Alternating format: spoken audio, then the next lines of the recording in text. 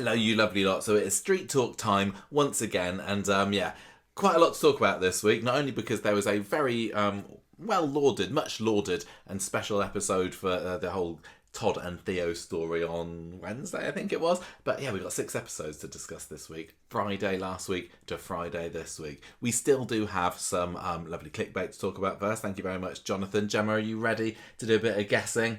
Some of these aren't too bad. You were really good last week, weren't you? You guessed most of them, I think. I'm brilliant. Let's see if you can keep up that standard. So from the Manchester Evening News this week, Gemma, Coronation Street fans in agreement as they support best thing to happen to ITV soap. What were they talking about? It is not about our visit there, I'll tell you that. Although that was quite good. Is it George? Yes, it is George. Oh my gosh, you're too good at this. Yeah, it's because he's great. It's because he's lovely. I was just looking at somebody tweeting about him. Yes, I was. I think I saw the same thread of tweets. Ryan? Somebody called Ryan? I don't know who it was. Brilliant. Love it. I'm so happy when good things happen to people that are great. Well, I just like it when characters have a real turnaround. Not that, you know, people didn't dislike George before. He just but floundered. He really floundered, and we all knew that... Moni Tordsley. Yes, he has such talent, and he's so warm and so charismatic and such a good comedic actor too, and so good at dramatic, and just waiting for his chance. This is why He just needed the right fit for him. This is why the actors on Corrie, even if I don't like their characters, I always admire their talent, because you know they're there because they're, you know, top notch. Yeah. And every so often somebody who hasn't had a chance to prove it gets that chance, and I'm so happy that we're getting to see the brilliant side of George, especially with Christina, because I love both of those characters together. Yeah, it was great. And it was so lovely getting to see him this week looking after Todd. And nice to be back in number 11 in today's episode as well for the first time quite a while. I'm baffled because who lives... So Glenda lives there. I think Glenda Mary lives there. Mary lives there, George lives there, Christina lives there. Christina moved in a few months ago. Live in this. Well, I mean, it's always been a bit like that, hasn't it? Yeah, I know, but it's just... And now Todd's there. It'd be like, oh man, Todd, look. When George took him round to go get his clothes, you think he was like, oh, look how comfortable and roomy it is here. I immediately noticed that they'd changed small amount of the decor in that room, so they've taken down obviously that photo board that had family in the middle with the pictures of Julie and Jason and everybody. Get rid of her, she's dead. What is it they had now? Glenda's bar. Yeah, Glenda's bar and a little bar. S'il vous plaît, on above the kitchen. They've got a big dresser. They've got some weird vomiting wiry silver jug, box vase thing. It looks horrible. Yeah. But it was very, very recognisably number 11. I don't think they've done the wallpaper. Who do you think's responsible for that monstrosity? Do you think it's Christina or Glenda? Because it's one of them, isn't it? Because Mary's had a chance, right? She's been living there the whole time. Well, maybe she wanted to, and Eileen was like, we're not putting that eyesore out, Mary. No, thank you very much. And stick it with your gold rounders bat in your bedroom. Yeah. Maybe George bought it for Christina as a moving in gift, and she's just gradually... positioning it further and further towards the edge so that she can knock it off and crush it. Well, we do know that George has got not the best track record when it comes to buying presents for a significant other, so even that, could well be. That joke would work if Christina was the recipient, but it was no. Yeah. There was a couple of returning sets this week, wasn't it? Because we saw for the first time in a jolly long time Roy's bedroom. On that Sunday episode when the cafe was hit by a very, very bad case of the smokes and not a single flame inside. They couldn't even... Don't get me started now. I'm going to save that until later. But I did appreciate... for the few seconds that it was on screen that they recreated Roy and Hayley's bedroom, and I didn't go back to Hayley's death episode to check did they get it exactly right, but in my head that's how I remember it, so well done for that. Do you think that they were going to do the flat in general and they just couldn't be bothered to do, because that's really hard. The flat's too complicated, it's got too much, I don't know where all the bits are, too much bric-a-brac in, but we can just throw together Roy's bedroom and then there we go. They won't know. Yeah, but they won't remember. It's peculiar because we saw that, and we saw of course Theo and Todd's bedroom set this week. Yeah, so we go months without seeing any bedroom sets. What have they got rid of? Yeah, I wonder what this is like it's like the monkey's paw, isn't it? Yeah, there can only be that many sets used at once. You wish to see the bedrooms of all the characters in a giant Rover's kitchen, do you? Well, you're going to have to say goodbye to your favourite set of all, which is... Well, yeah. I don't know. Speaking of that... The Rovers. Just imagine if they did that. The Rover's Kitchen did not make an appearance this week, did it? So maybe that massive expansion last week was for naught. I don't know why I think this, but I'm convinced that there's going to be some kind of murder scene in that kitchen. Do you reckon? I don't know that. I don't think it's going to necessarily be related to the characters that are there, because anyone can go in that kitchen. You know, I don't think that means it's going to be a Maggie. But as soon as I saw that they put that in there, I was like, there's got to be a reason. Look, if Maggie doesn't kill Megan next week, then I think Lauren's going to be the next on her hit list. That woman... She didn't make me laugh today. I'm sorry, but she wore me down and made me laugh. The bit where she got annoyed because she had to get them whiskies or something while they were playing darts. That's the thing. I do find Lauren actually kind of amusing, but also it just these bells going off in my head going, what is she doing working there? How can anyone stand her? She's being so disrespectful to Maggie. Why on earth? It's not like they're short staffed there, for heaven's sake. I don't want to put her in a bad spot here. You know, I big up all the young women, single mum, working hard for a kid, etc. But is she the worst Rover's barmaid there's ever been? I mean, one of the least friendly, I would definitely say. Apart from that Cockney one who couldn't understand what anyone was saying in the 60s, I think she might be. I don't know. Maybe that's something we need to look at. The most ill-suited Rovers barmaids. That could be a Patreon top 5. Although there have been a few, like Eileen was a barmaid there for all of about one episode, I think. And maybe even... Edna Miller had a little I think so.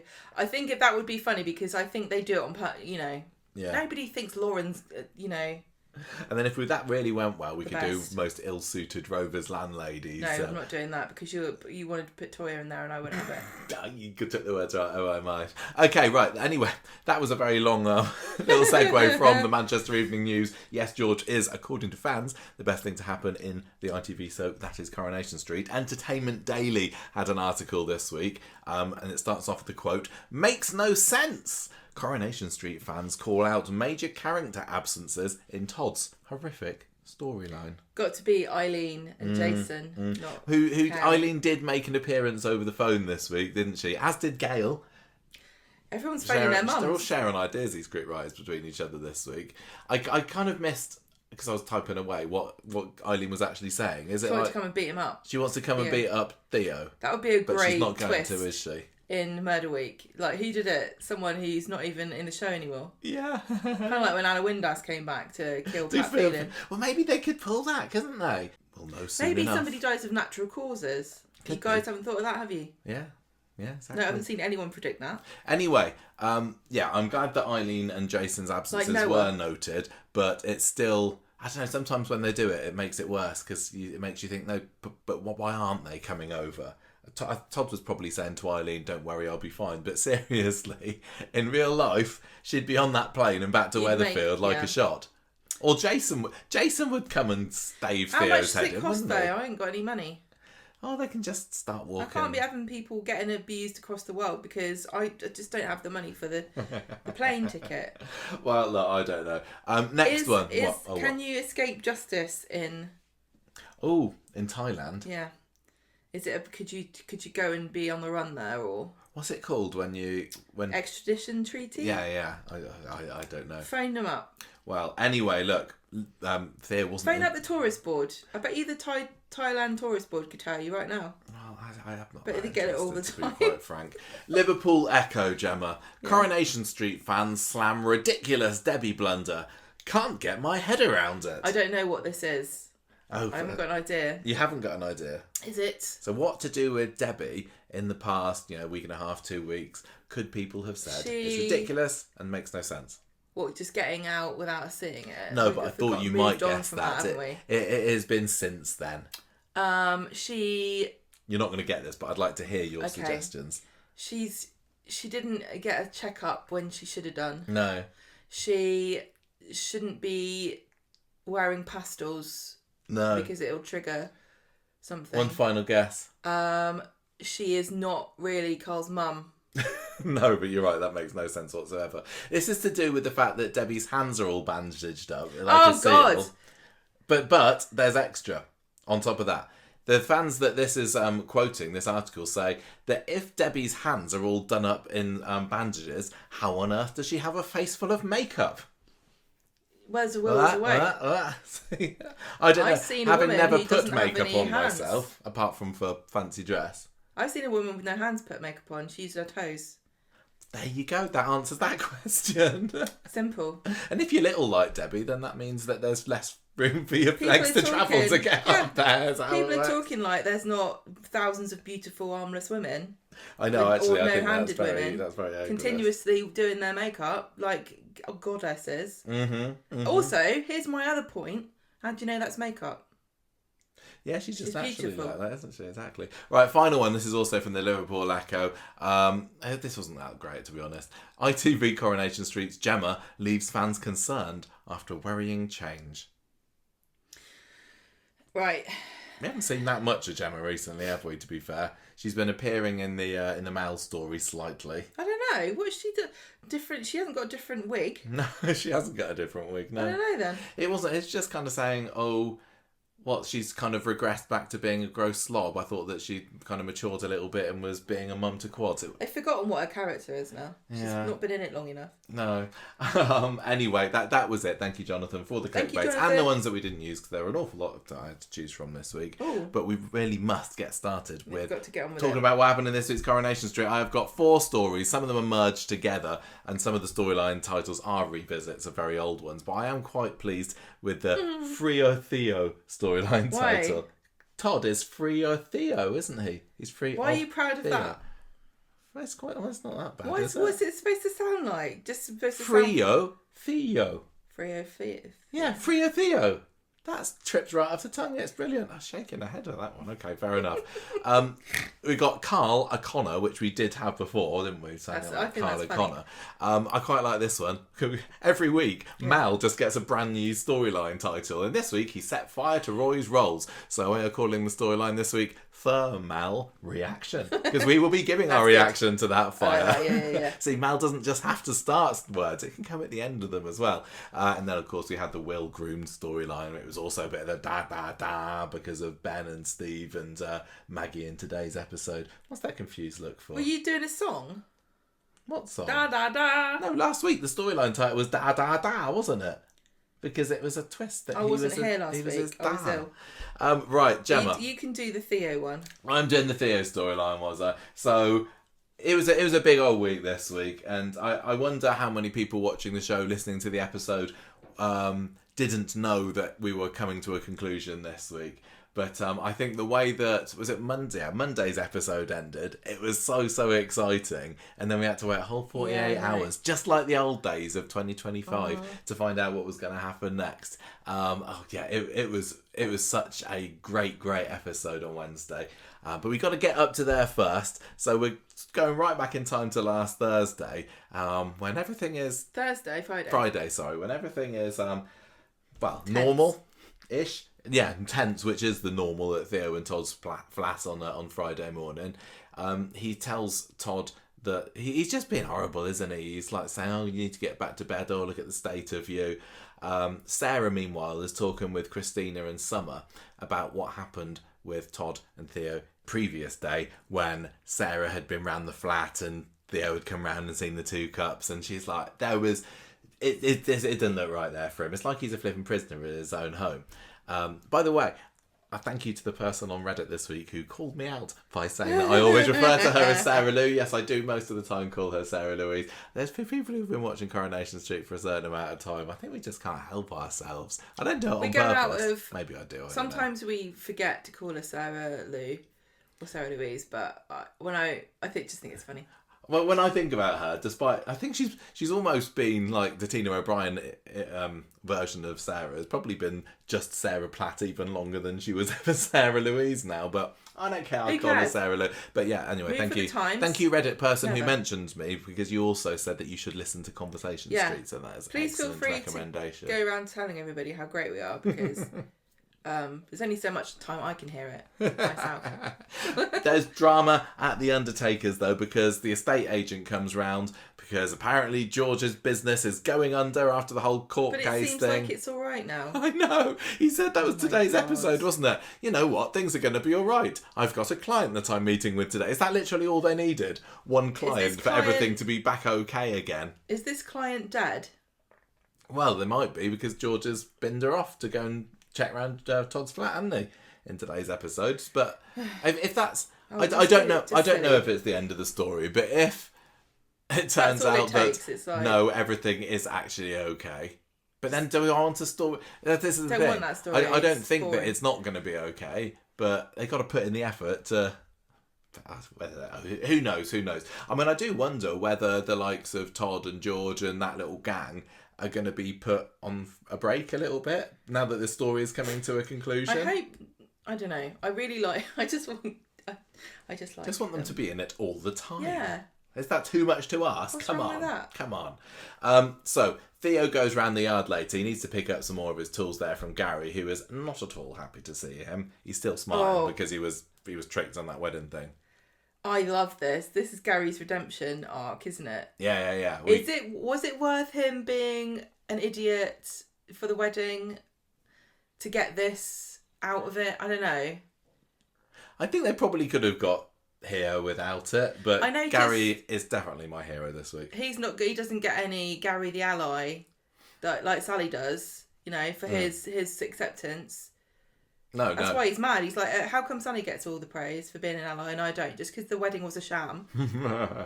Anyway, Gary's saying, look, you just get your things and bugger off, please. And Theo is still spinning the tale that he's the victim here, isn't he? And he keeps this up all week. I love Todd. I don't understand what's going on here. Why doesn't anybody believe me?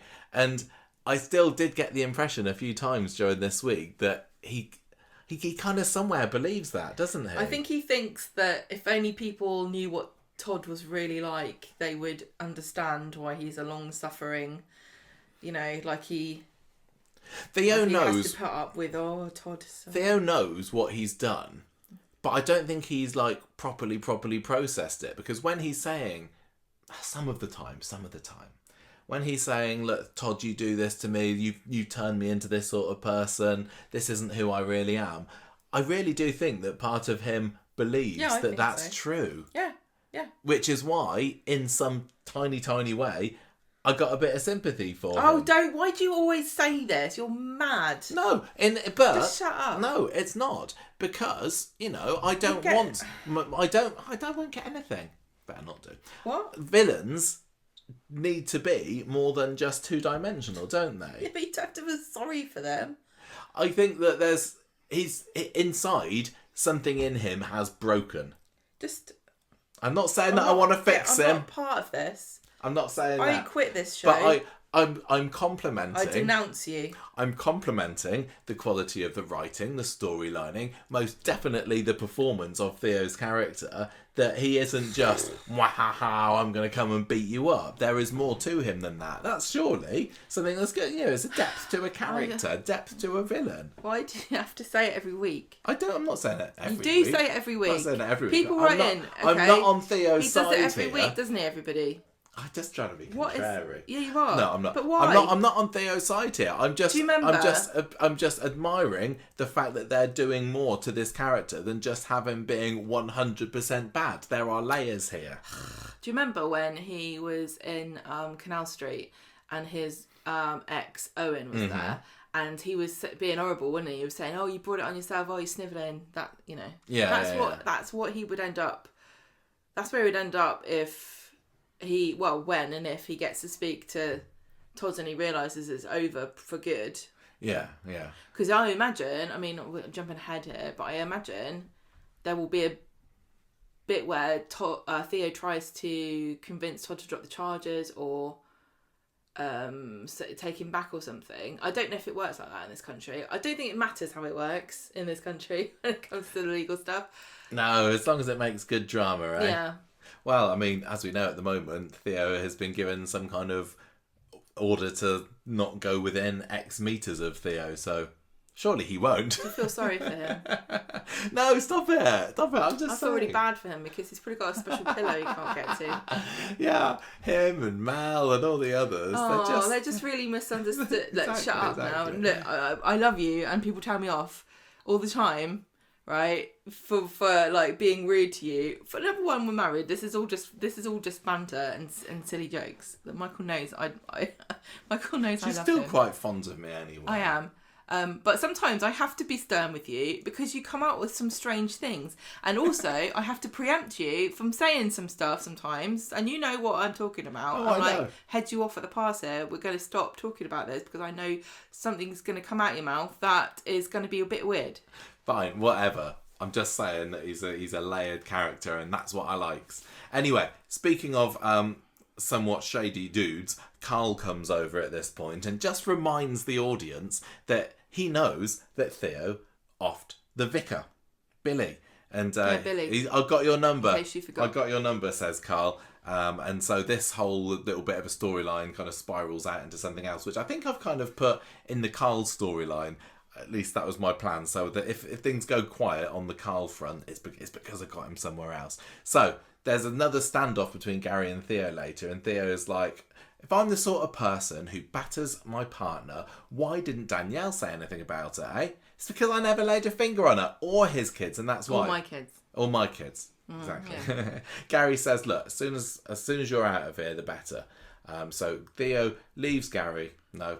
Yes. Theo leaves and Gary goes and calls Sarah Louise, and he's got an idea to prove what he's been doing to Todd. We'd been wondering whether Danielle was going to make a reappearance. Well, What? Danielle turns up and it, like, clears nothing up whatsoever. No. Except to say, right, the writers told me that you guys keep asking what happened with our marriage and nothing happened, so shut up about it now. I do wonder whether there's going to be anything more to it than that, because it really did seem to be a meeting of let's just shut the readers up who are asking, because readers. She's the listeners, sorry, the viewers. One of those two. You don't, so many some ways way to consume consuming media. the media. Yeah. They don't smell it though, do they? Or touch it. But yeah, she's quite harsh to Sarah, isn't she? Sarah's like, did you ever get abused? What? Me? No. How dare you ask such a personal question? It almost felt a bit defensive of Theo. Who would do such a thing as that? She knows that he's violent because she made him beat Todd up. Yeah, that's very true, actually. I suppose, is she just doing it to save face for herself? Like, could Theo have still done that to her, but she doesn't want to come across as being weak to Sarah? Because already she probably still feels this sting of the fact that her husband was gay all this time and right under her nose and she didn't realise it. Does she want the ultimate humiliation of having to admit, this is what she would say, that she was also beaten up by him as well? Lots of women wouldn't want that to be known, especially from someone that they don't really know that well, just asking them straight out. I mean, I don't think that that's the case. And I didn't leave the scene. Then? No, I don't. That's what I'm saying. But I mean, it might be interpreted this way. But I just kind of left the scene going, oh, no, okay. Sorry, I asked Coronation Street. Crikey, all right, I believed her, and I think that it's. I don't know what it. I mean, it's interesting psychologically, isn't it? Yeah, and it did spin the story off in a slightly different way because, of course, they did. Theo and Todd come wandering in right in the middle of this meeting, and Theo takes Danielle off to one side and say, "Look, Danielle." He's like, "Well, look, Sarah thinks that I'm beating up Todd. It's a load of rubbish, isn't it?" Todd. Yeah, abusing him. And Danielle leaves, and Theo tells Sarah, "If you do anything like that again, you're going to regret it." So it's kind of upping the stakes a little bit there between Theo and Sarah. And Todd, of course, just says that you've made things a lot worse here. So, yes, it has progressed the plot that way. Could there have been other ways to do it? Quite possibly. So Sarah and Co meet up in the Rovers later, and she tells them basically what happened with Danielle, and Christina jokes that it would be nice if they could all club together and find somebody to bump Theo off. Take a shot. Yeah, basically, that is this week's. Take a shot every time somebody says, joking or otherwise, that they're going to kill somebody because... But that's what we do in this country. We love it. It's just banter, isn't it? Do they do this... Is this like an English-speaking thing? Is this a British thing? Americans say this, don't they? Yeah. Like but is this like, do people in other languages make jokes like this? Probably, I'm gonna say yes. Yeah. I was saying on the one of the shorts that we did this week, like if we didn't know that there was a murder happening this will be 2 weeks after this one, when would we be starting to think, ooh, they're lining up the potential? I don't know. Because they did it with the Ken story. They are being really heavy-handed. The Who Pushed Ken story, yeah. There were suspects built up beforehand, but I don't think we ever saw it coming because they hadn't publicised that Ken was going to be pushed down the stairs, did they? Oh, it's great. That was a brilliant twist at the end of the episode where it cuts to him lying there at the front door. We're like, oh, it's a murder mystery. That all makes sense now. But possibly some people had guessed it, although, nobody would have guessed that someone was going to kill Ken because I don't think anyone thinks that that's ever even though we've very often called it the Referred Who Killed to it, Ken. Who Killed Ken storyline, slip of the tongue. So it's very knowing that it's coming makes it a bit more stand out and obvious, isn't it? Unfortunately, we're not going to be able to, I assume, look back at these episodes and go, oh, the clues were there all along. Because we are looking out for the clues already. I don't think there's much that's slipping past us. Yeah. And because a lot of them are very, very obvious. But some of the clues are obviously going to turn to 4/5 of the clues are going to come to nothing, and everyone's just going to Jesse out of following through all their threats. True. Do you guys ever seen that Too Many Cooks from the car? What was it from? Oh, the little skirt. Yeah. Too Many Cooks. Yeah. Where was it from? I don't know. Adult Swim. Oh yeah. I think it was that. Because there's a guy, like the joke of that is there's a man lurking all the way through who ends up being a murderer, and I wonder if it's going to be like that where we didn't see the clues at all, but it was obvious if only we'd known to look, even though we were looking.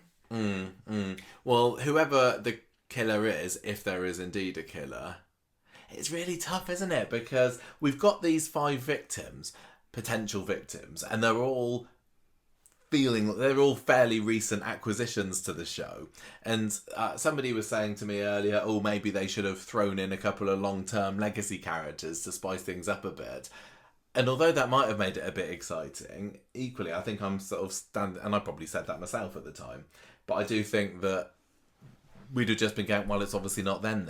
What they really should have done if they wanted to up the stakes is have all 5 of the potential victims be characters that you couldn't ever imagine leaving. What we're left with at the moment is 5 characters that we think, well, yeah, possibly none of them are going to be in the show in a year or two's time. Yeah, even though we would like to keep some of them. Oh, yeah, we'd definitely like to keep some of them. But some of them really like, the actors. Oh yeah, they're great. Well, you could still have Megan's not so evil twin sister appear. Megan's on nice. Yeah, Street. we've never. Has the soap ever done? Yeah, instead of an evil twin, just a nice twin. one. I think didn't Conor McIntyre always say, "I wish that Pat Phelan's good brother would." Yeah, he was saying that. Someone's got to have a secret twin. They've never done it. They haven't done it yet, have they? They did. They did with Edna, didn't they? Yeah. Anyway, so it's very tense in Todd and Theo's flat again, and it was one of those episodes. So often recently, we've had the episodes where something iffy has happened during the day, and you're like, what's going to happen? Is there going to be another big thing? Is there a reckoning? Yeah, but luckily for Todd, for the time being at least, that didn't happen at the end of Friday's episode because Theo tells him he's got a call about the Belfast trip. It's all sorted. He's booked the ferry tickets. They can leave soon. And Todd has to make out that he's pleased with this. But obviously, he knows what's going on. It's so complicated because we see Todd's reaction after the whole Wednesday fiasco, don't we? Where he's still saying, I think he still loves me. It's gonna be a hard feeling for him to shake off. And I suppose, although there was part of him probably at this stage thinking, no, I can't, I shouldn't go, I need to be on my own. I think there was probably quite a loud voice in his head that was saying, honestly, Todd, just go. He'll be away from everybody. There won't be anyone winding him up. It's going to be fine, wasn't there? Yeah, I can imagine believing this would actually be the thing that helped. Yeah, absolutely. So, Sunday's episode. Sunday. Fun day. Yeah. Yes, Theo's just come back from telling the kids Million and Miles about the move to Belfast, and apparently neither particularly cared about it. They're well and truly cut him out of their life. What if they're dead? already. I don't think they are. I don't think. What if they're the ones that die? Todd's packing his bags in the lounge, of course, despite the fact that they have got a bedroom set. Todd just can't shake that Weatherfield habit of packing his bag in the lounge. We should try it one day. Maybe we'd like it. Maybe are we missing out on something by packing in the bedroom when we go off to these places? The thing is, it's on a different. It's like so far away. But everyone's bedroom's far away from their living room, isn't it? Well, Theo and Todd doesn't particularly, but anyway, who knows? So Todd asked Theo if he wants to go to the pub for farewell drinks tonight, and Theo's like, nope, I think we just need to stay together and we'll be off and it'll be all fine. He also doesn't seem particularly happy with the fact that Todd wants to speak to Summer before they go either. He's obviously got this plan in his head that he's got Todd where he wants him at the moment, and he doesn't want any chance that somebody could potentially intervene and divert him from going to Belfast, right? Even though, again, part of Theo, I think he's thinking things could be okay for me and Todd. He's not, I don't think he's 100% saying, oh, let's go over to Belfast where I can beat in black and blue and nobody will know about it, is he? I think some of it's saying Maybe so flippant. He because he's so super jealous. Yeah. He's jealous of Summer's attention. He's jealous of Sarah Louise. He's still probably harbouring some sort of resentment for Billy, who he probably thinks is haunting Always, and cursing everywhere, their marriage from beyond the grave. So, yes, it's going to be, Todd's not going to be able to escape. But it's like a twisted way, isn't it? Theo, I think, has got this idea in his head that if he takes him over there, they possibly can have some kind of happily ever after, even if that happily ever after is Todd, mindless, bowing down to him and, being a shell of his former self. Yeah. Anyway, that's just my thoughts. Summer's downstairs in the shop and she's talking to Asher about the niggles that she's feeling about what Carl said before. Oh, that's the other story, isn't it? I knew that I'd end up merging these. So forget I said that and remember later. Well, Summer's getting suspicious. You've got to forget that as well then. That bit. Whole chunk. Oh, yeah. Oh, my gosh. I've just merged all these stories far too much. They shouldn't do it. So Summer goes to the flat and notices the cases, basically. And says, oh, you're going on holiday? And he's like, no, we're moving to Belfast in the morning. So, drama's there. Rupert is with George later, and Rupert is the guy from Rest Easy, who was last on the show a couple of years ago, I think. And he's seemingly... He's very smarmy, isn't he, about getting the Undertakers. It's been valued. He's like, yeah, we're going to rebrand it as the Victoria Street branch of Rest Easy. And George he's pretty much given up. He's just there, ready to shake on the deal, when Glenda bursts in with some... there's a couple of supporting artists there, aren't there, shall we say, who are telling George just how wonderful he is and how he wants them to do his funeral. And it's their funeral. And it's like, it was really, really twee. That's really nice of you, but how ill are you? Because it doesn't matter. I didn't like this. Sunday's episode on a whole didn't sit right with me. Most of it was to do with the Roy story. But even this scene here, it was... I get what they were going for, and people saying, George, they're like the fans, aren't they? Who would care this much? I think you're right. I mean, I don't know. When you're older... How many people do have as an undertaker that they just, you've family undertaker? Yeah. What? How many... Look, open up the yellow pages to you. When you're going through a really tough time in your life, especially if you're older and you probably don't have much support, then probably somebody like this could be really like a lifeline. Like at the funeral I went to today, the funeral directors did his wife's funeral, and he would apparently still go round there and bring them biscuits and cards and stuff at Christmas. And he always wanted them to do his funeral because of how much they looked after him. And I was thinking about George, but I can't imagine that many people. Maybe I'm just cynical.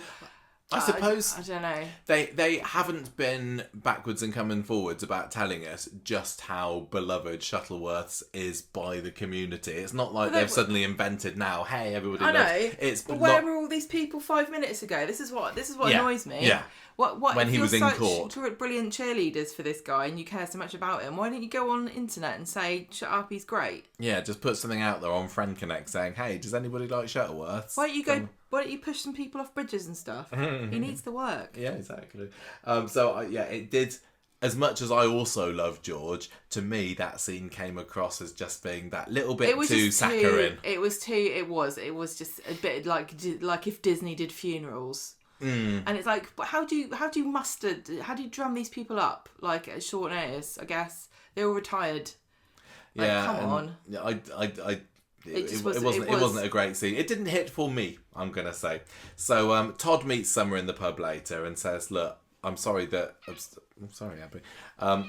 Stop it." Somebody said that she's hungry. She's not hungry. I tell you, this cat is not hungry. She just wants attention.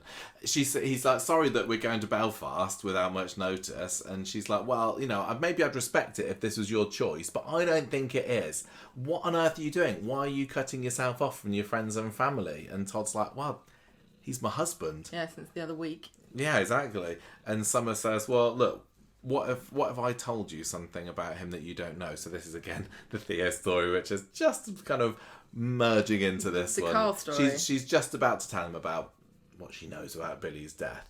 Are you saving this up for me to say in my one? Yes, you're going to be talking about. But this how am later. I going to? Oh, we'll figure it out. This is what happens when we're back to 6 episodes, and it's been a busy old week. It's been a very very busy old week. Street. Look, Todd. We literally spent every spare moment. Every spare moment this week has been doing podcast stuff. Because we went up on Thursday, and really every spare moment has been in service of providing to you. That's all right, though, isn't it? You will forgive us for the odd slip up and storyline mix, but anyway, look, I'm still bamboozled from watching next week's. I was thinking today about. Oh, but I thought that. Oh yeah. Anyway, Theo comes in and breaks up this conversation and says, "Look, I'm sorry that we had to break the Belfast news the way we did. But come on, Todd, let's get home. Let's get off. We got early morning tomorrow." And Todd says to Summer, "Look, come and see us in the morning, 9 o'clock.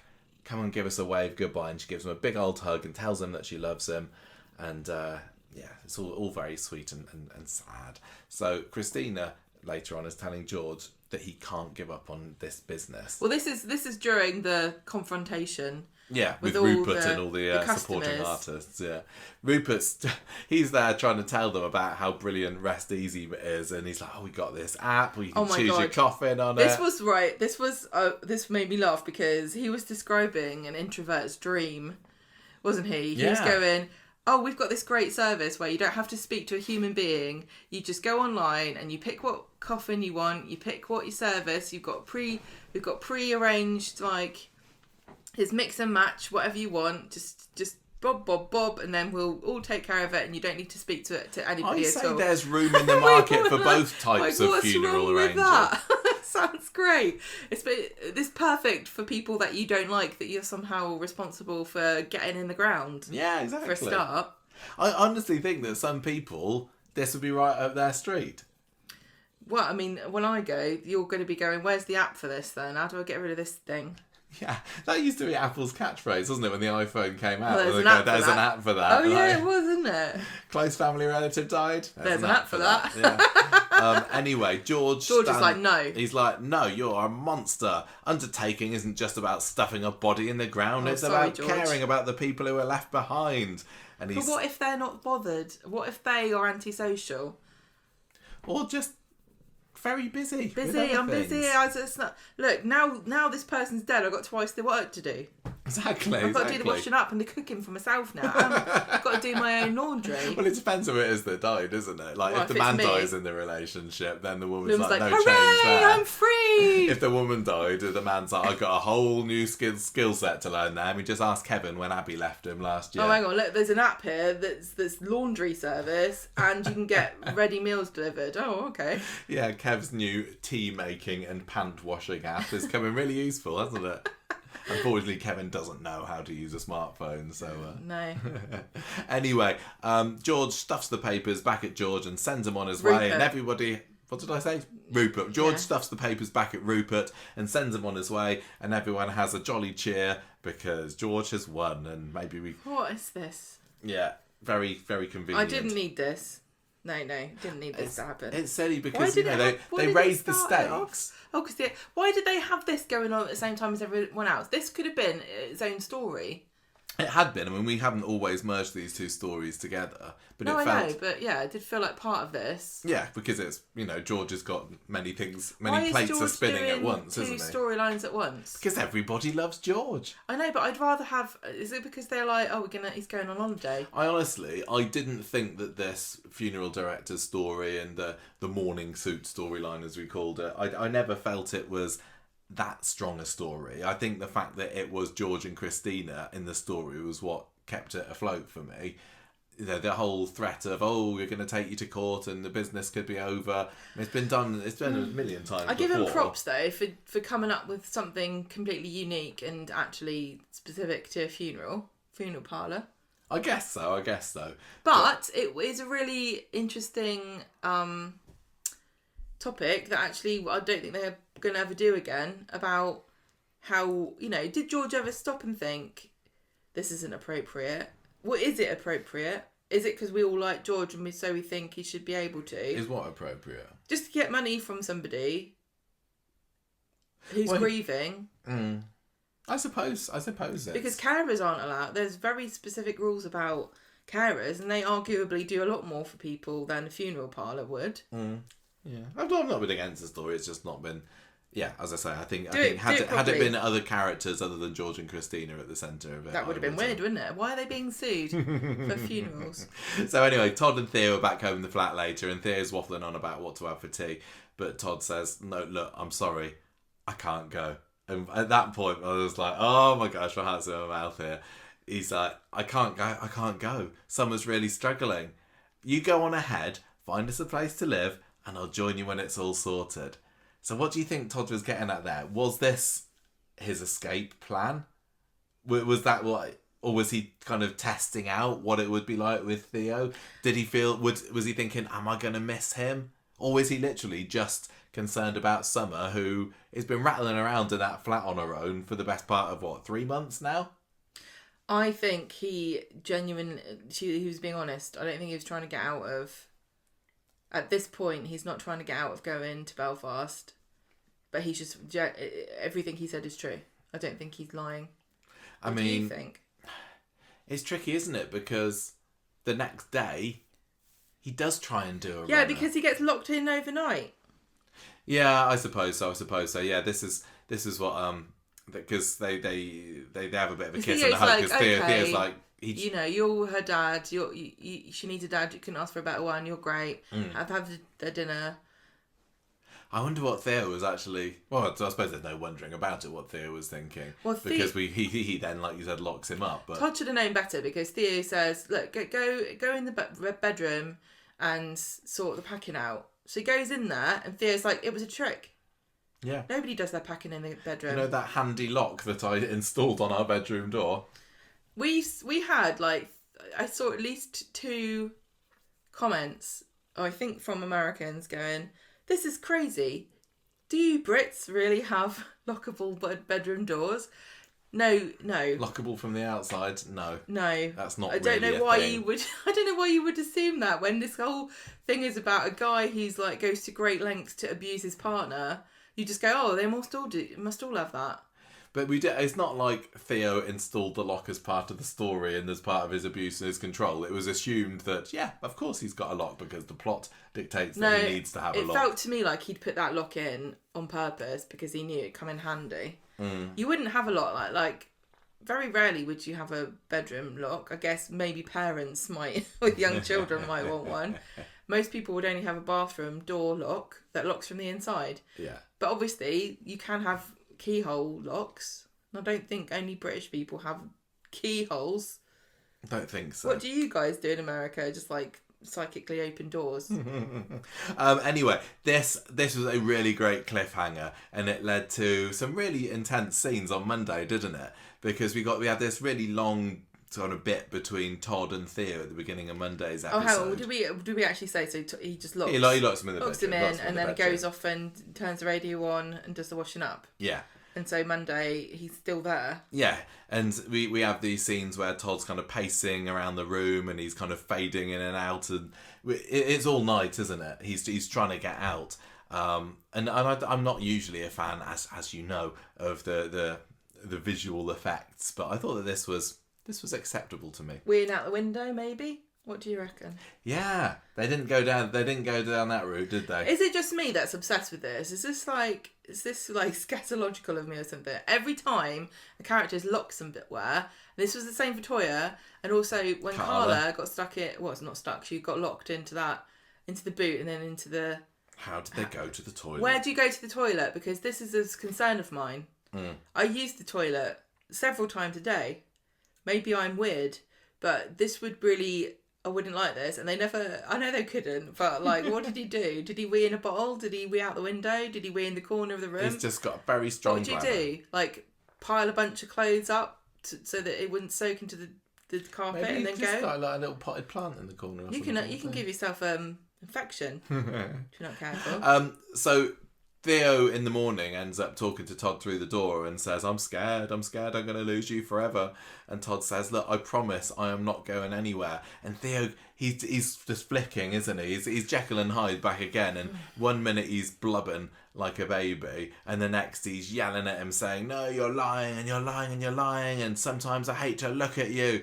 And it's so scary. And I think, yeah, through this is definitely the moment where Todd's realising this isn't healthy. This is unhinged. Yeah, it is. Like, Theo is completely unhinged. No matter what, this isn't right. But I love it because I think the quick passing of time is helpful, because you see 1 minute Theo saying, I hate you, you're always lying to me, and the next he's saying, I love you, you're the best thing ever that's happened to me, there's nothing like you. And that's what these abusers do, isn't it? They kind of vent their frustrations and then love bomb afterwards. Yeah. But Theo, I think, as I say, genuinely does, in a way, think that he loves him, and he's just really, really super insecure about everything. But, he's saying, you treat me like something you scraped off the bottom of your shoe, and this continues all night until the next morning, when Todd wakes up slumped against the door. Both are sitting at the door. Theo's down on the other side, and Todd's in the room.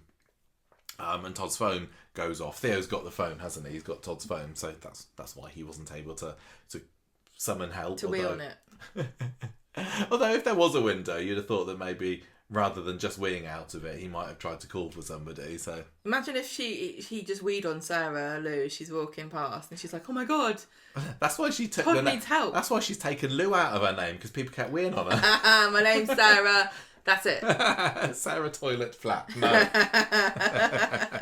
Anyway, the Belfast alarm goes off, and this is on Todd's phone, and I found it quite interesting that it said Belfast with an exclamation mark afterwards, because he kind of puts this, when he put this alarm on his phone, he must have been excited about it, because just the title of that alarm, you wouldn't say Belfast as your 7 o'clock alarm, would you? If you weren't actually looking forward to it in some weird way. What does what have you got for your alarms? I don't name my alarms. Oh, I do. I've got some. But I reuse them.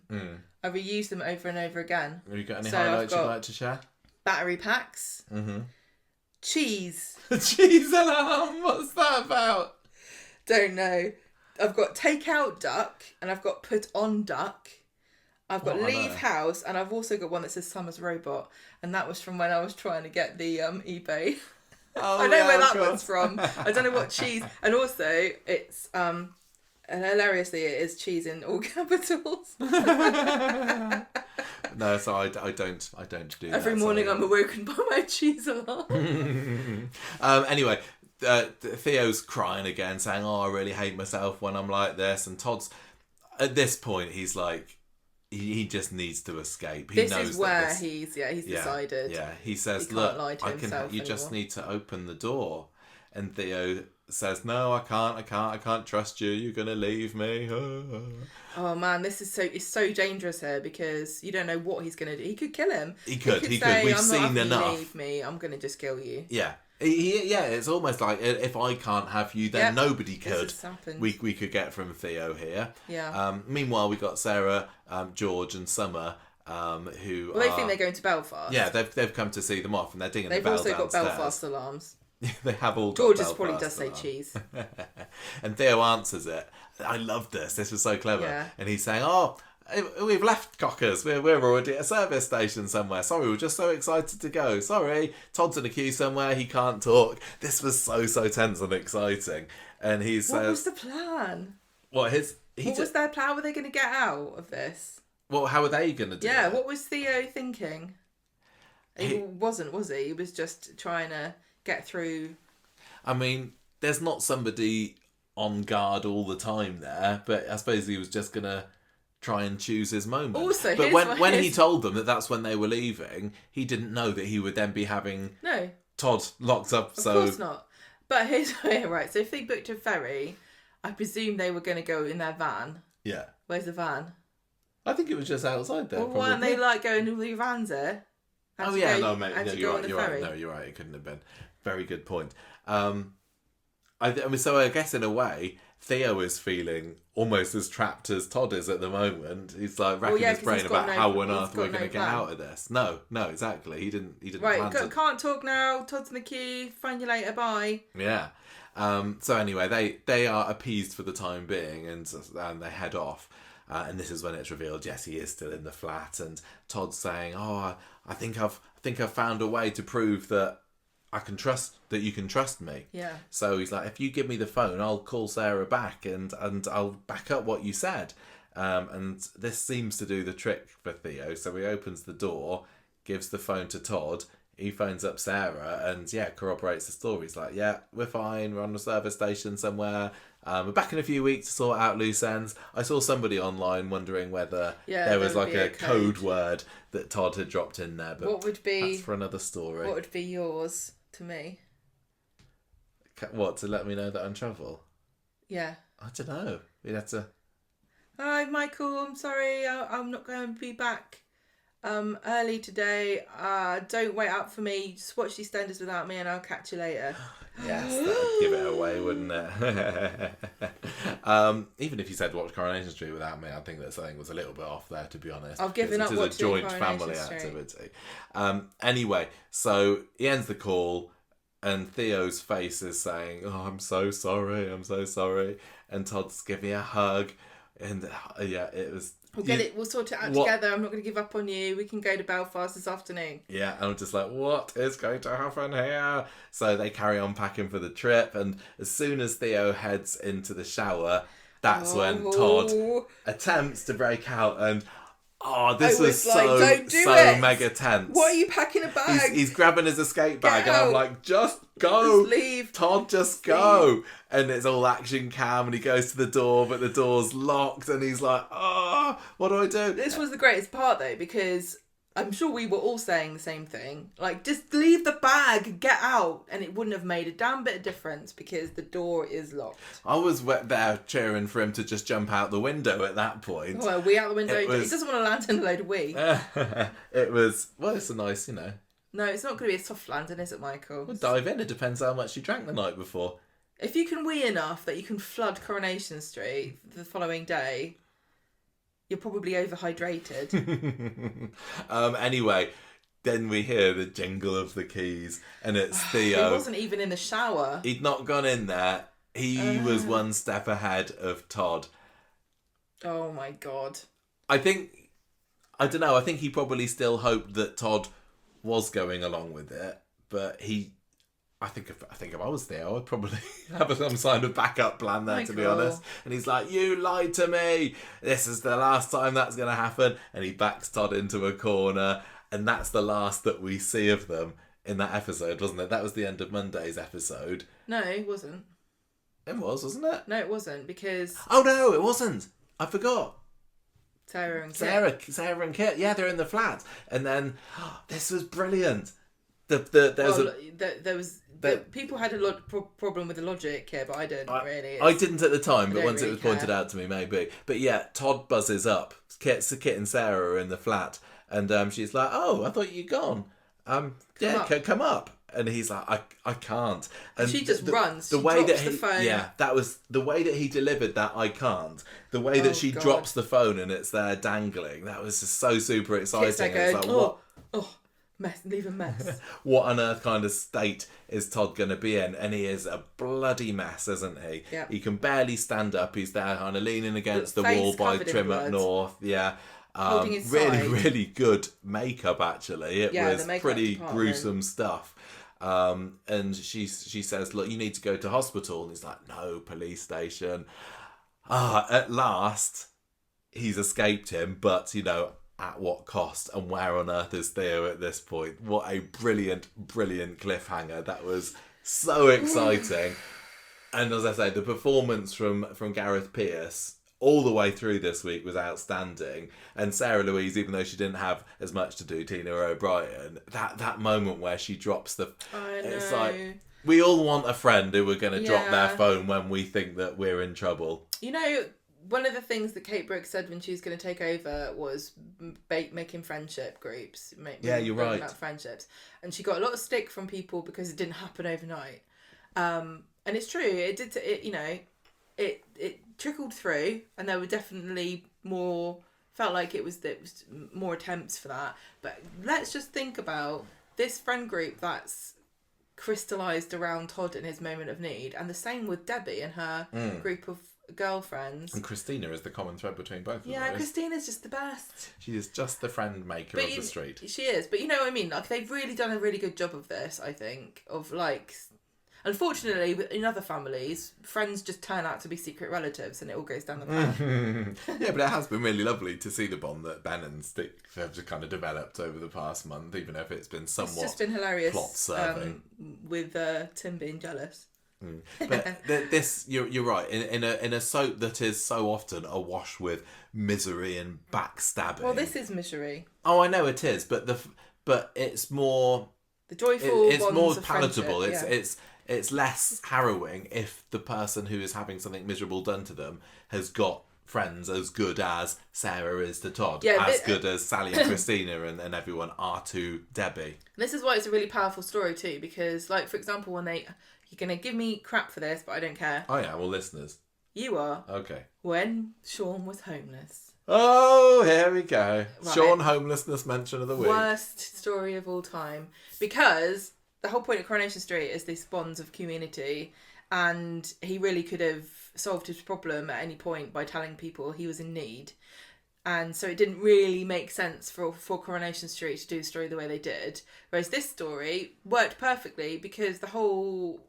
the whole way that abuse functions is to alienate you from your support network. And when they all had the chance to come back, they proved that they were there all along, and it was just that Todd was so desperately lost that he didn't know that he could ask them for help and they would be there. Yeah. And so it's really lovely. And it's the same with Debbie. She's so open and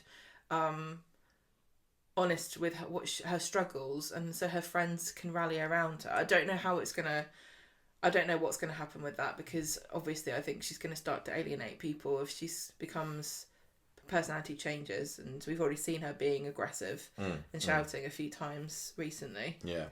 Well, for Todd, this was the Yasmin attacks Jeff with a bottle moment, wasn't it? This was the kind of the big turning point in the story that marks the end of the abuse in some way, but the story continues on, and I think they chose the right time to do it. Yeah. It felt like they needed this.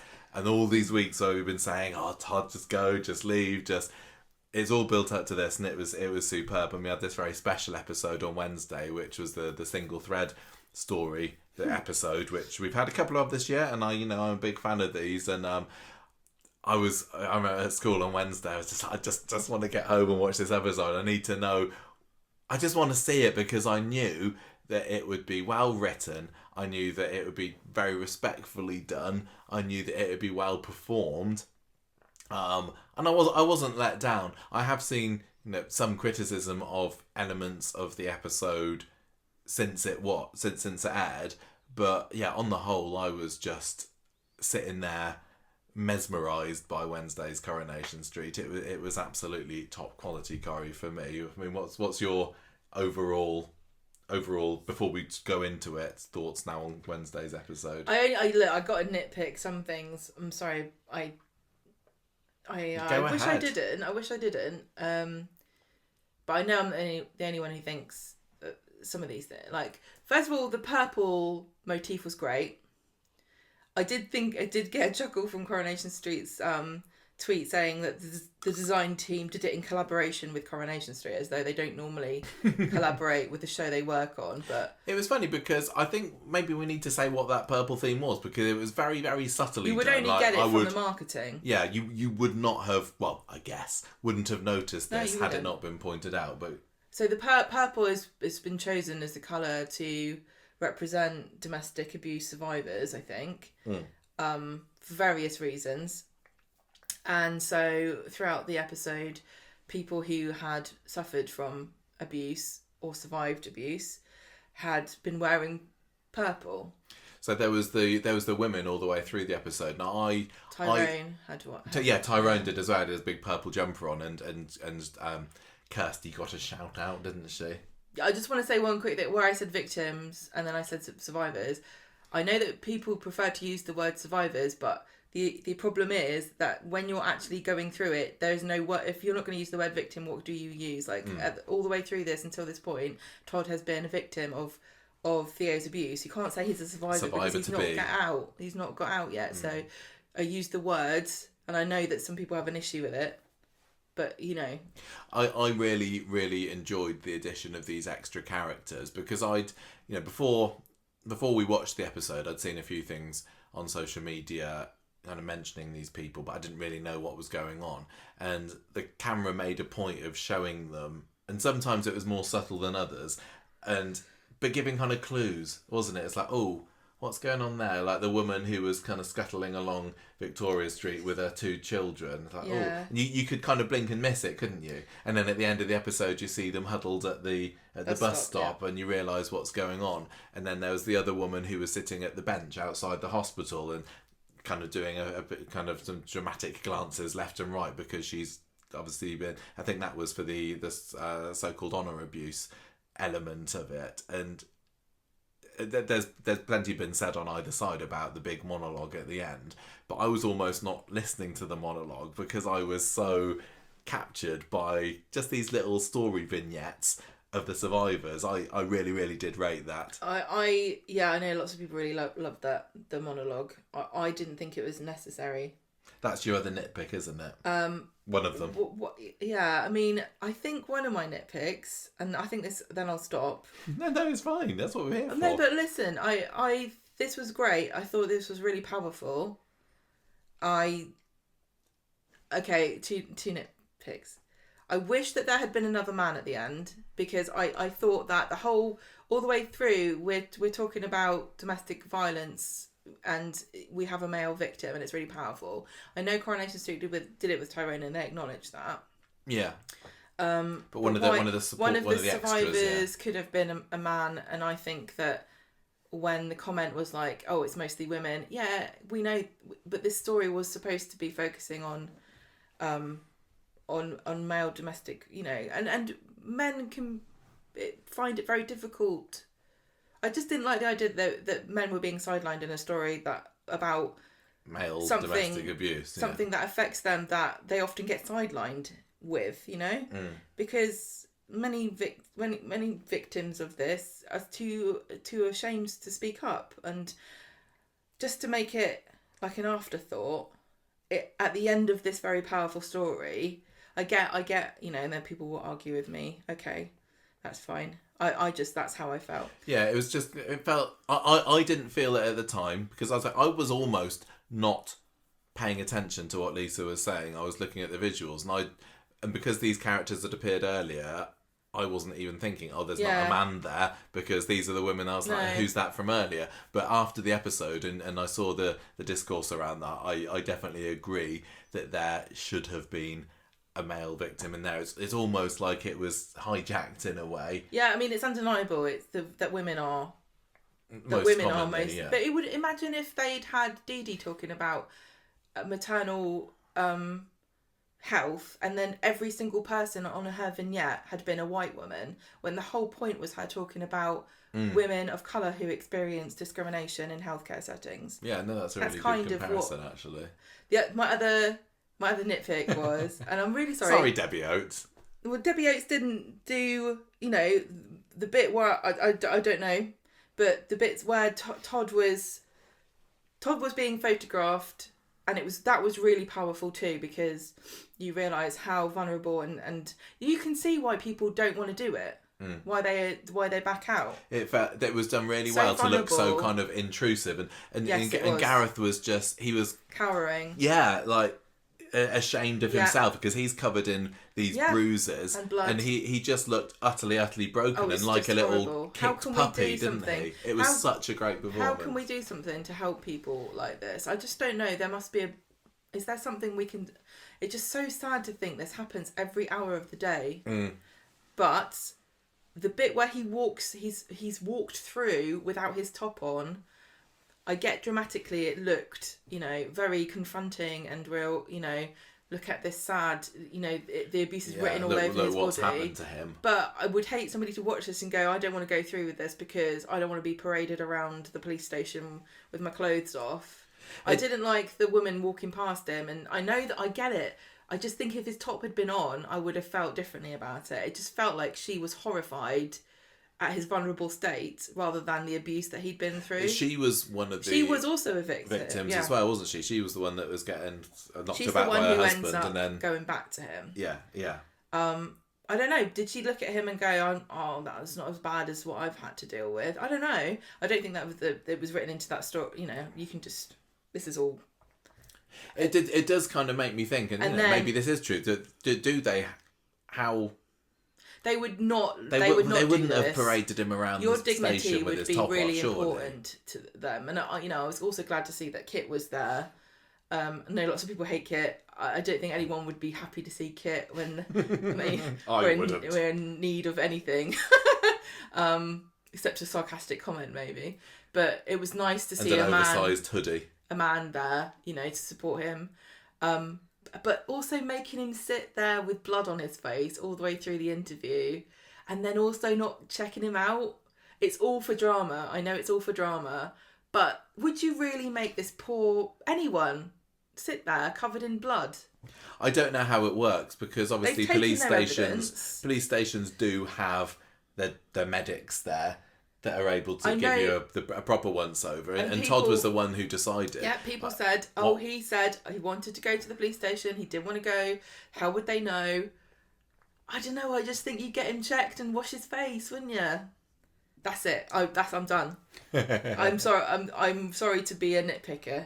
No, it's fine. It's fine. I think I didn't feel that away. As I was watching the episode. I was just enthralled by it, but I do get it. And it did not take away from it. I just want to be very clear. I thought it was really dramatic. I thought it was very, you know, having this whole special episode just around this. It was so sad to see him just... Somebody said on the comment section of our YouTube, like, "Oh, are you happy, Gemma, now? You get to hear inside his brain." And yeah, I was... I didn't say that. I don't think they were being confrontational, but you always read it like that on the internet, don't you? Just put a smiley emoji afterwards. Just do a wink. Just so that Gemma don't get paranoid. But then I think you're being sarcastic. No, but they were saying, like, you finally get a window into what he was thinking. It definitely was appreciated, because, like I said, we've not been able to hear his thoughts, really, because he's not had anyone... Oh, and this is what abusers do. They separate you so that when you can't talk about it, because you end up defending the person that you're with, instead of telling the person what you're going through, you're like, no, it's not that bad. You can't. He couldn't tell anyone what he was thinking, because then that he knew that they would say, leave. What, like Billy did? Yeah. When he found out back in January. I also, and this isn't particularly to do with the episode, it's reminded me of what I was talking about with Gareth last week, and when I said to him, look, why Todd? How does this work for him? Because I think that's a big question that a lot of people had of this storyline. Why would Todd take this? And he said, well, Todd himself has been through a transformation over the years. He's had his dark past, but he's come out the other side, and he thinks that maybe the same could happen to Theo. And I think that definitely did help me to understand it a little bit more. Yeah, it was good to talk to Gareth, and obviously his performance in this episode was incredible. Debbie Oates' script, really great, really moving. We saw the person who edited this as well was on Twitter saying that he had worked on the editing for this, and at the end, the vignettes, that was very powerful too. And it was good to see Jess. I was just gonna say, that's almost one of my favourite things about this episode, the inclusion of Jess in it, which is silly because she's a very, very infrequently appearing character, yet another cop on the street. Who are we to start saying we like to see another copper on the street? But I just really felt like that she was a real kind of heart of the episode, and that scene where she's watching the woman go back to her car, and she does this little shake of the head with Lisa standing behind her, and it's like, that says so much. Yeah. And we don't know much about what Jess is like. We don't know much about her personality, what makes her tick. Has she got a girlfriend, boyfriend, cat, dog? Yeah, exactly. Flooded flat. Yeah. But she's got a pet, she better watch her back. I felt because if she wants to be a regular character, they're going to drown it. I just felt like with those few little scenes with Jess, it really helped me to get her as a character even more. And it's like, and it was maybe good. there is room in the street for another regular police like character. Her. I really, really rate her. And I just love the fact that she's been on the show for so long. I don't know, how long has she been on? 7 years, 8 years now? And she probably hasn't got 50 episodes under her belt. It was just fantastic all round. And Jess's inclusion was really the cherry on top for me. I think it was really good as well. In the script, Debbie Oates, had this young green cop being, what's the word? Not schooled, but, educated by this more experienced cop who'd seen it all happen before and go, I know how you're feeling, I know what it's like. And you see somebody in who's on the journey that Todd's been through already. Yeah. And they're not quite ready to move on. And, Jess is being consoled, going, I know that this is hard for you to see this, but this is just how it is. And maybe we all think that that could never happen to us, but I don't think that's true. Yeah. And so with Jess as well. That part of the speech was really important, actually, just having the police officers talking about their experience of really hard watching somebody. You probably see the same people coming in over and over again, and you help them because that's your job, and of course you want to help them, but it must be so hard to see them come back. Yeah, I really like Jess, that she's still kind of the pure Weatherfield cop, because Kit's obviously bent as anything. Yeah. Lisa has sometimes made questionable decisions in pursuit of justice, but Jess was kind of the beacon of, this is a pure-hearted copper who is, she's all we've got now. Craig's dead. She lives to serve, and in a way, Craig, who was also, he's a bit inept, wasn't he? Said? But he was pure of heart, and he's kind of living on a little bit through Jess, I think. But I am glad that it was Jess that was there, and I don't think it would have hit quite the same if it was Craig watching the woman get back into the car, because I just felt that I felt Jess's resonance with that victim, because she's not a survivor yet, is she? Because she's young and she's not seen it all happen. Yeah. Anyway. What happened in the episode? It was basically that, wasn't it? One thing I like about your notes, Michael, is that because you're watching the bill for so long, you'll always situate things in the soft interview room. The soft interview room, yes. Well, you know, the one with the nice comfy chairs. It's not where you're down. being interrogated. No, not the interrogation chamber. Yeah. So Kit's there with Todd. This is where they take you if you're not done anything wrong. Not having the spotlight shone on you, exactly. And Kit's saying to Todd, look, do you want to open up about what's happened? And Billy, Billy. Todd, he's talking about Billy, isn't he? Not Billy, the other dead Billy, his son Billy, and Todd's still blaming himself for this, and it could have come across as being a bit, oh come on, but it didn't. It was such a realistic and raw performance from Gareth Peirce, and he's saying, oh yeah, I shouldn't have let Theo see the bag. I should have. He doesn't even know what to say. He says, I should have been more. I should have been less. What did I do wrong? I've done something wrong.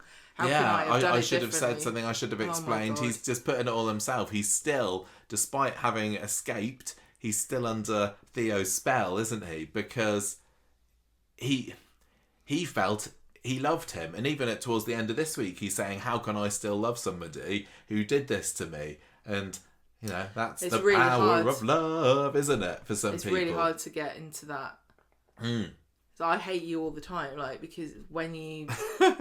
Like, don't empty the dishwasher or so. You don't do that anymore, do you? It is not my job at the moment. Just terrible. Immediately divorce. Anyway, so Lisa's saying, look, what happened? And then we cut to Theo, because all this time I was like, where is Theo at the moment? I thought this was the police investigating to start with. Oh, because I wasn't looking properly. And yeah, so he's in the flat. There's blood on the floor where this all went down. Do you know what's horrible about this as well? Is Quite a lot. He backed Todd into the opposite wall of that flat, and the blood is over the other side by the kitchen. So he would have. Let's not talk about it. But the fact that there's multiple areas. Do you think it was more effective that we didn't see it? Because we've seen quite a few beatings and slamming his face into mirror. There've been lots of violent scenes and. That threat at the end of Monday's episode, I think this was a case where imagination does more work. Yeah, I think they were absolutely right. I wonder what they. As much as like I said, I had been enjoying, I had been enjoying watching because I was gripped by it. Those scenes of terror between the two of them, because I was so invested, and better than flipping Roy's cafe catching on fire. How with dare you, flames. first of all. But I didn't feel like I was robbed of a scene here. No, it was far more effective off screen. Yeah. So the doorbell goes. Yeah, so he hops up and he sees Christina and George are there outside, and they've obviously been told what's happened at this point. George is blaming himself. What does Theo think he's doing at this point? I think he's just trying to. Where does he think Todd's cover up the evidence? Is this the next day, or is this the same day? It must be the same day. Yeah, this must be the same day. This can't be long after it's happened. We didn't mention earlier the nitpick that some other people had. Well, I think we said this. Did we? What about him travelling through the length of the street? So he was literally, you couldn't be further apart, these two flats, unless Sarah Louise lived in the co-op. You know that bit where Gail does her BAFTA soliloquy? Yeah. And she's like, I like to think we look out for each other on this street now. But you know what? If I saw Todd Grimshaw walking past with a face full of blood, I'd just close the curtains and let him go. And Audrey's like going, Yeah. This is what Corrie has lost since Gail's bobbed Gail's off to not France. there, Eileen not there.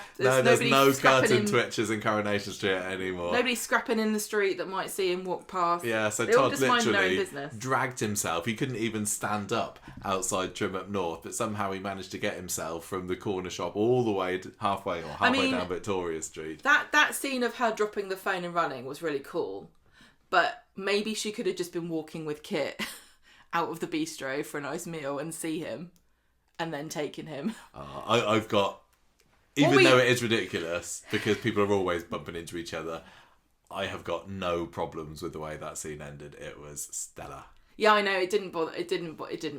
It's just kind of funny to think about. Yeah, I know. You have to address some of these things, don't you? Yeah, exactly. It doesn't affect, everyone knows that Rose could have let Jack on the door.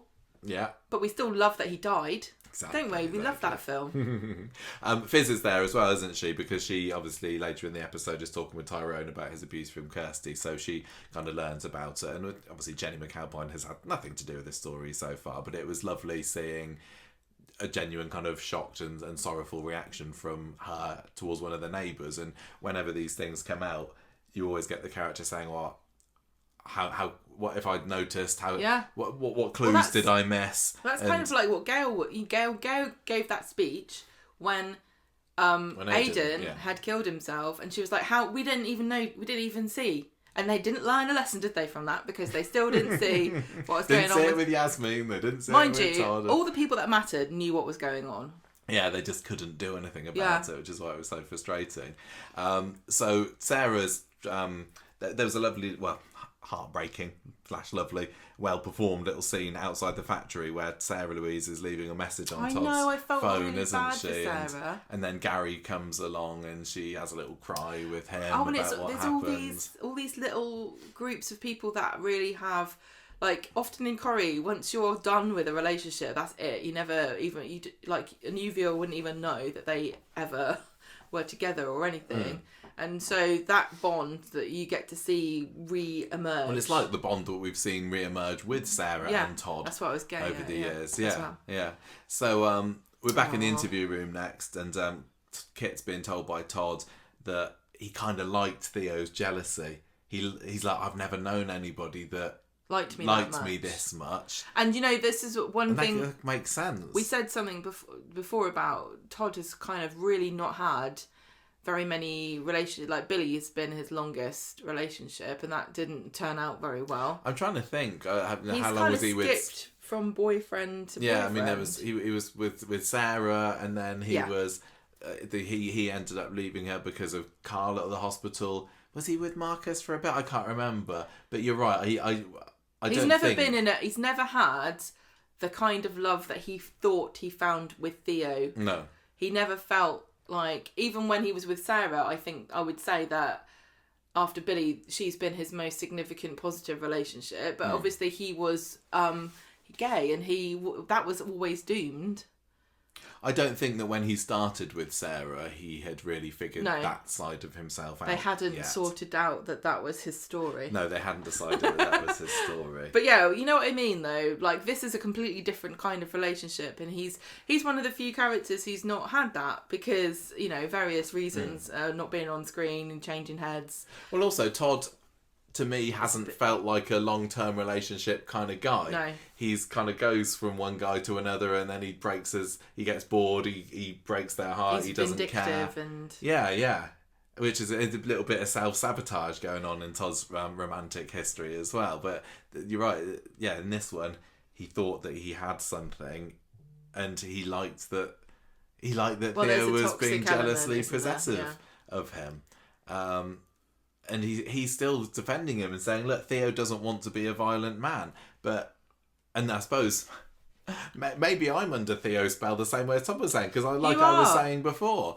But I don't want to get myself in trouble. Don't want to get myself in trouble. It's like, Theo doesn't do this to anyone else. It must be my fault. Yeah.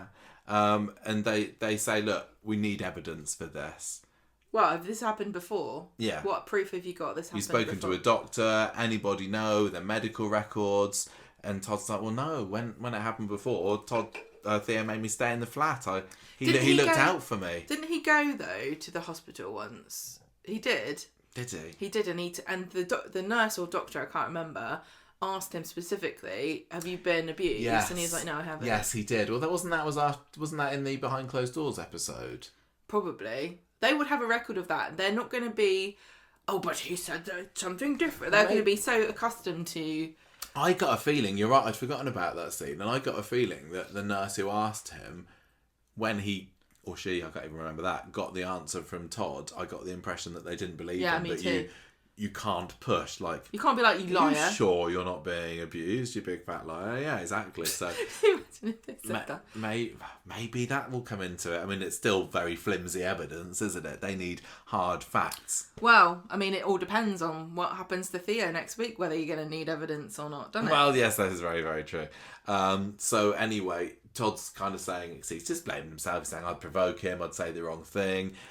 Starts defending him. Kit and Lisa must have heard this again and again and again from the countless victims or survivors that they've interviewed in the past. And I think that they both put on a good performance as well, Jacob and Vicky, just in the real genuine sympathy I felt from them, and the pity, I suppose, as well. Pity feels like a judgmental word, but I know what you mean. And it's the fact that it's one of their neighbours as well. And again, how realistic would this be that you'd be being interviewed? I don't know whether you'd want that or not, whether it would make you feel safer. I don't think it'd be allowed. But yeah, I think a lot of people have said this. Would not be allowed. Yeah. Anyway, meanwhile on the street we've got Theo trying to do a runner. His van is round by Victoria Court. Yeah, I was just going to say that. I know, nitpicks. I didn't mention any procedural issues that surely exist because I don't know. We don't know them. Anyway, he can't find his keys, and then Gary pops up behind them, shaking them, and this is really great mirror to when Todd was looking for the keys to get out the other day you're as trapped well. Too, buddy. And he gets a big old taste of his own medicine, and tells Gary's saying, right, get into my van, and I'm going to take you down to the police station. And he's got Theo's wrench with him there, and he's like, well, if I clubbed you with this, then I'm just going to say it's self-defence. So Theo, although I probably think that Theo could have taken Gary, he feels like he's got no choice but to get into the van there. I just love Gary doing this. It's sort of redemption for Gary. I still feel that we could have probably got a little bit more of Gary this week. He kind of came in and was the hero for a bit. He got to be the hero, yeah. He's like Abby. I was just going to say, this is a total Abby move that Gary pulled. We need a storyline where Abby and Gary team up to save somebody. Yeah, just the... what's it called, people? Vigilante. Yeah, sort of story for the two of them, yeah. So back to Todd anyway. He confirms that Theo has never threatened to kill him, and how he does love him. He talks about Ireland. He thinks, we could have been happy there. He also admits, and this was quite a sort of line, he says, I did worry about killing myself once. No. That's why I put these cameras in. What? He was worried about Theo doing it. Oh, did he? I'm convinced this is correct. Oh, I don't know. He was concerned because they said to him, I'm sure this is right. They said to him, have you ever thought about killing yourself? And he said, no, not me, but I was worried about Theo. And this is something abusers do. Is they threaten. Oh, okay. They threaten this all the time. Manipulate people and try to make them feel as though they're responsible for their well-being by saying, oh, I'm going to kill myself. I'm going to, abusers do this all the time. Okay. And they would have known, this kind of strengthens his point. Rather, it feels on the surface that it kind of undermines his point that he was so concerned about Theo's mental and physical well-being, but actually it just proves how manipulative Theo has been all this time. You're never responsible for somebody else, and I think that's really important to say if anyone's had that abusive technique used on them. Just remember, it is just an abusive technique. Kit kind of thinks he's got a lead when Todd mentions that video footage, doesn't he? The stuff that Billy saw, and he says, "Where is it?" But it's all getting a bit too much for Todd at this point, and they have a break. Kevin ejected the USB stick too early. Yeah. So it's gone. Heed those warnings. Todd's in the front office later after the break, and of course this is when Theo comes in with Gary. Another procedural snafu, I think. Yeah, maybe. But it's for the drama. Yeah, and Theo's saying to Todd, "I forgive you." Oh, what a git! And we he's can like, work "We can work this out," and then he's obviously hurried into the side room at that point. Gary just battering him with a wrench. Todd goes along to the hospital, and then just for the drama, he has a bit of a faint in the car park. George, meanwhile, is all the way through the interview. He's going, "Ow, my ruptured spleen." Yeah, can you take the hint? What does it do again? I've forgotten. Who else had this the other day? Somebody did, didn't they? Do you remember? Somebody else had this, and we said, "What does a spleen do?" I've still never learned after all these years of spleen Isn't it like filter out the tea leaves or something? I don't know. Yeah, there's a little scene in the pub where George is blaming himself. This is where Tyrone's remembering about Kirsty. And Summer comes into the pub and learns what happened as well and rushes out when she realises what's gone on to her poor little one single remaining dad. Oh dear, she's got to cultivate some new ones. Theo's in the interview room later. Yeah. Kit's on a break, so in comes silent partner, giving Lisa the chance to give him a good old interrogation. And he says, well, me and Todd, we were just celebrating. We were going to Northern Ireland. It was going to be fine. And he's, all the way through this, he's kind of painting himself as the victim, isn't he? Oh, yeah. And he says, he admits that he's beaten him up. And he says, I'm not proud of how far it went, but I do love him. But he's there asking for equal treatment, isn't he? And he says at the end, you're confiscating my devices. Well, I hope you're going to do the same as with Todd as well. And he's just utterly deluded. But fortunately for Todd, Lisa's having absolutely none of this. And she's like, you've been beating him up. No way, you're the bad guy in this, Theo. So yeah, I did really appreciate that a little attitude from no nonsense Lisa. We learn that Todd has indeed got a lacerated spleen and internal bleeding, but it's fine. It's all right, isn't it? Yeah. Did you just been doing a little bit of Googling about what a spleen is for? I just Googled, why do people in Coronation Street always get ruptured spleens? What is a spleen and why do they wander? Well, it's really left-handed and most people are right-handed, and so it's right on their very edge of, so you've got one side you've got your liver and the other side you've got your spleen. It's just hanging out right where you get punched. What's it almost for? like it's asking for it. Now I don't like victim blaming. Victim blaming of but a the spleen. spleen is always involved in these fights, isn't it? It starts to become a pattern. Yeah. Should have evolved to have had a protective casing around our spleen by this point, or at least in Weatherfield. Some kind of like, I don't know, exoskeleton. If evolution was real... So what's it for? I don't think it does anything. I think it just ruptures when you it just blows up. It's like the drama. It's there for dramatic purposes. It's God put it in organ. there. It's like, right, we'll have one that doesn't do anything, which is the appendix, and then we'll have another like comedy exploding organ. The appendix is there also for dramatic purposes in storytelling, isn't it? Yeah, where you get mysterious illness and then that blows up as well. Anyway, that's almost... Are those the only two ones that just blow up? I mean, your heart does, I guess.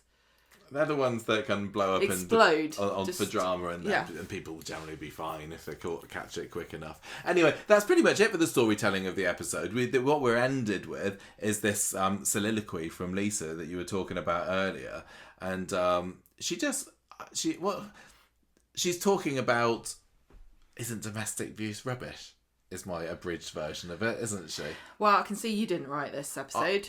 I didn't write down because, as I said earlier, I was really paying attention because I was so interested in what these other little side characters were doing. Well, they also had this leaflet, didn't they? The Surviving the Storm, which was purple, and we'd seen that before when we went to the set. Yes. So she just kind of talks about domestic violence and abuse and how difficult it is for people to escape it, and how in her position as a police officer she's seen so many difficult stories of women not being able to escape these relationships. It was really well written. It was really well done.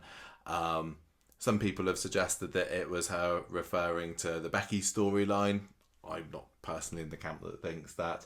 But it was a nice little soliloquy, but it's really, as soon as any character in Coronation Street starts a monologue like that, the cynic in me just thinks, oh, awards, you're trying to redo the you know what I mean? They had it with Tim at the end of the knife crime episode last year, didn't they? It's like, right, everybody, we're just going to stop the action now. We're just going to have some little montages of other characters while one character speaks over it.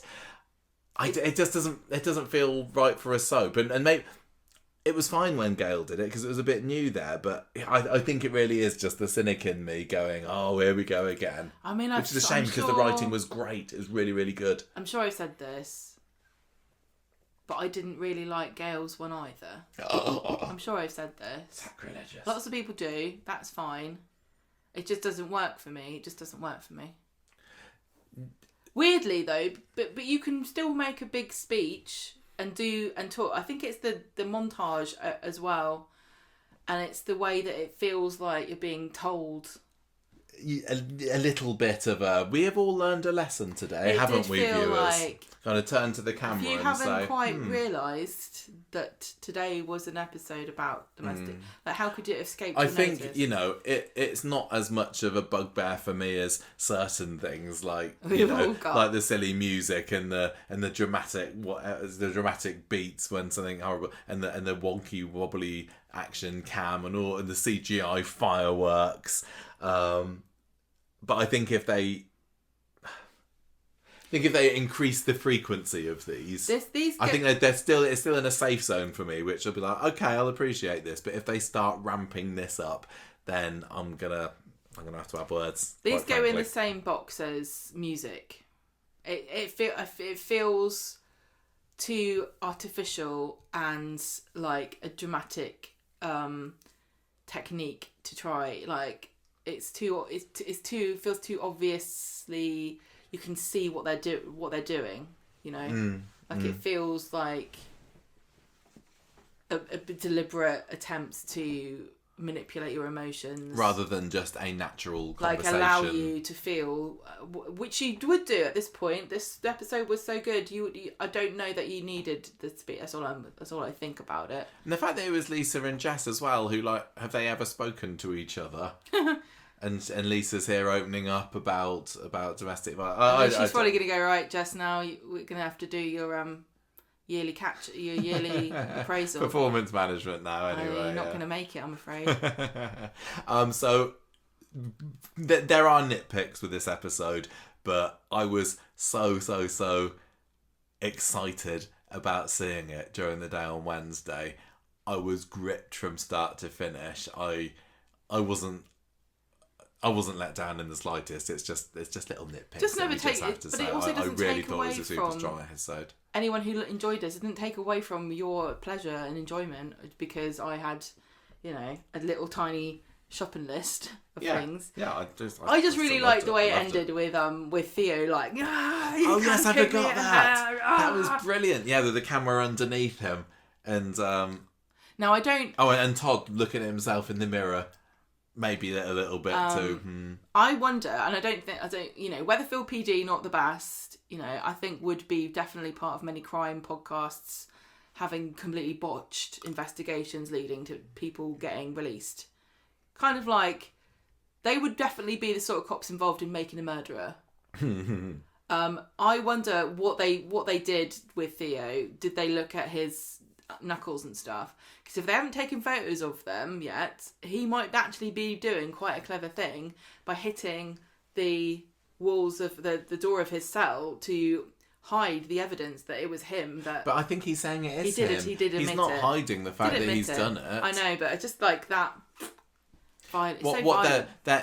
It's weird because he's surely got to get charged for doing this, but they're trying to get him for something more, aren't they? They're trying to get him for sustained abuse, and that's really like with the stalking.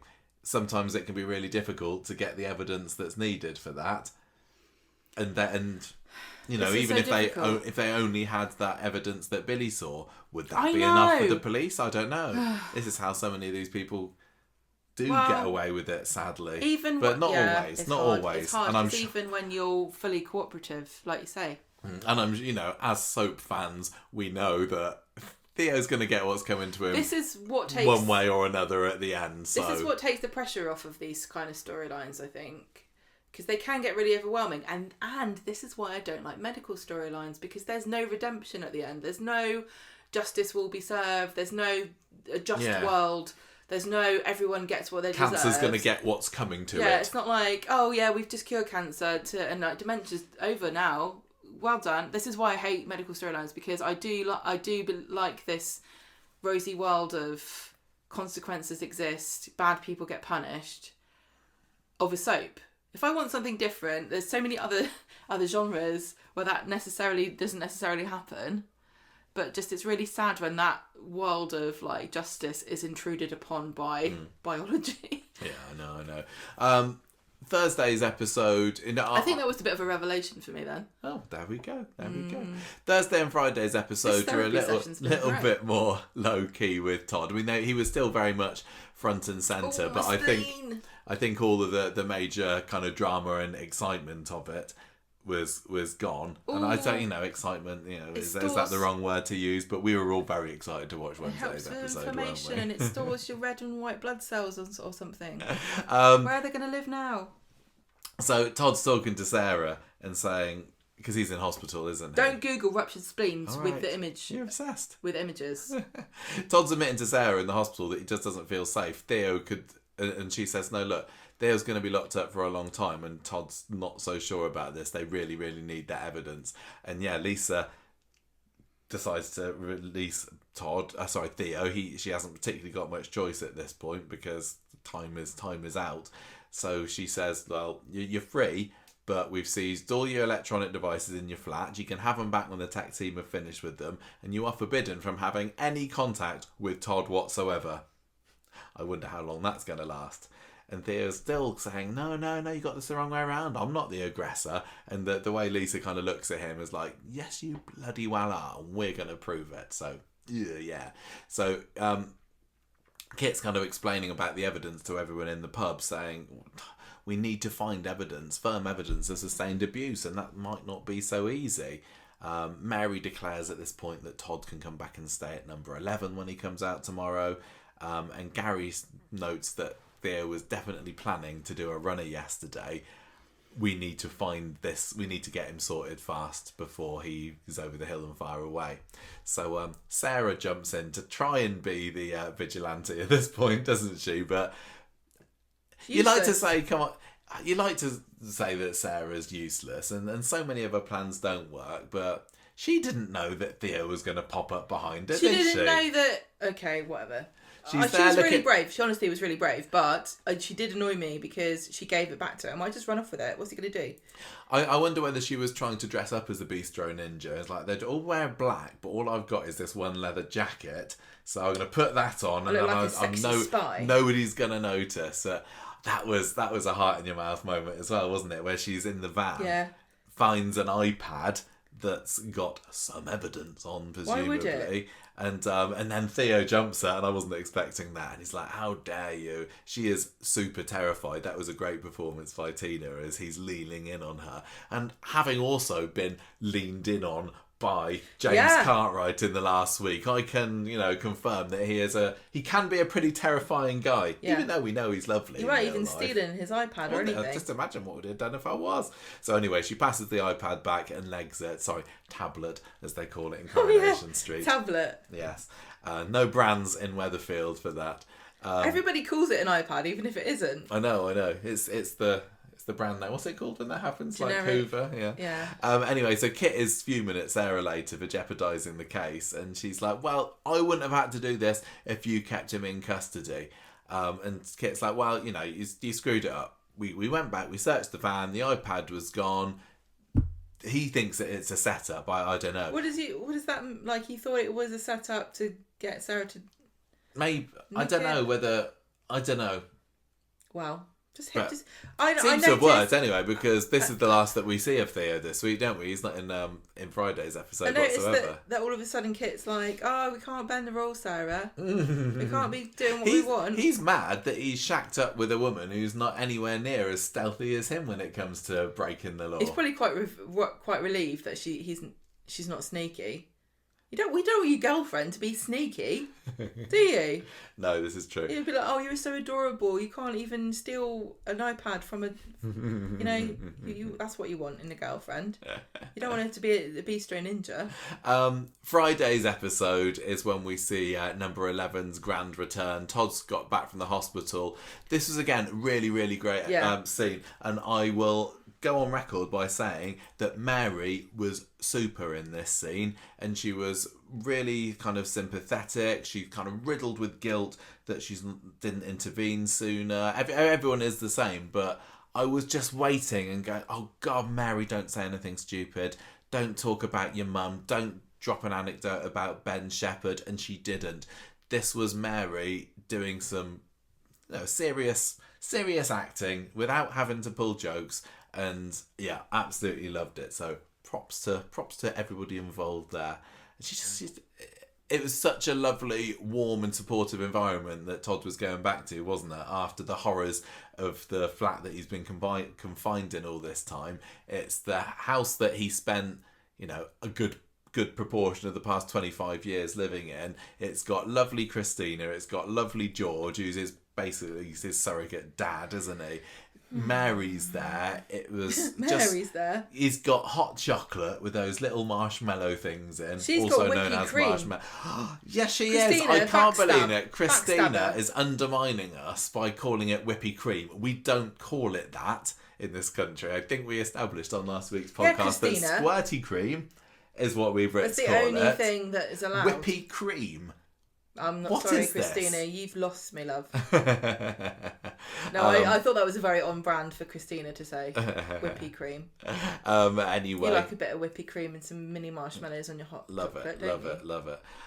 Anyway, Todd's getting a bit overwhelmed at this point, isn't he? Because they're all kind of, what should we do? Should we put the telly on for you? Can we look after you? Yeah, because he also is like, the only reason you're doing this is because I feel the thing that's happened, I feel very ashamed of. Because that shame is so sad that this is so prevalent in victims of all kinds of crimes and abuse.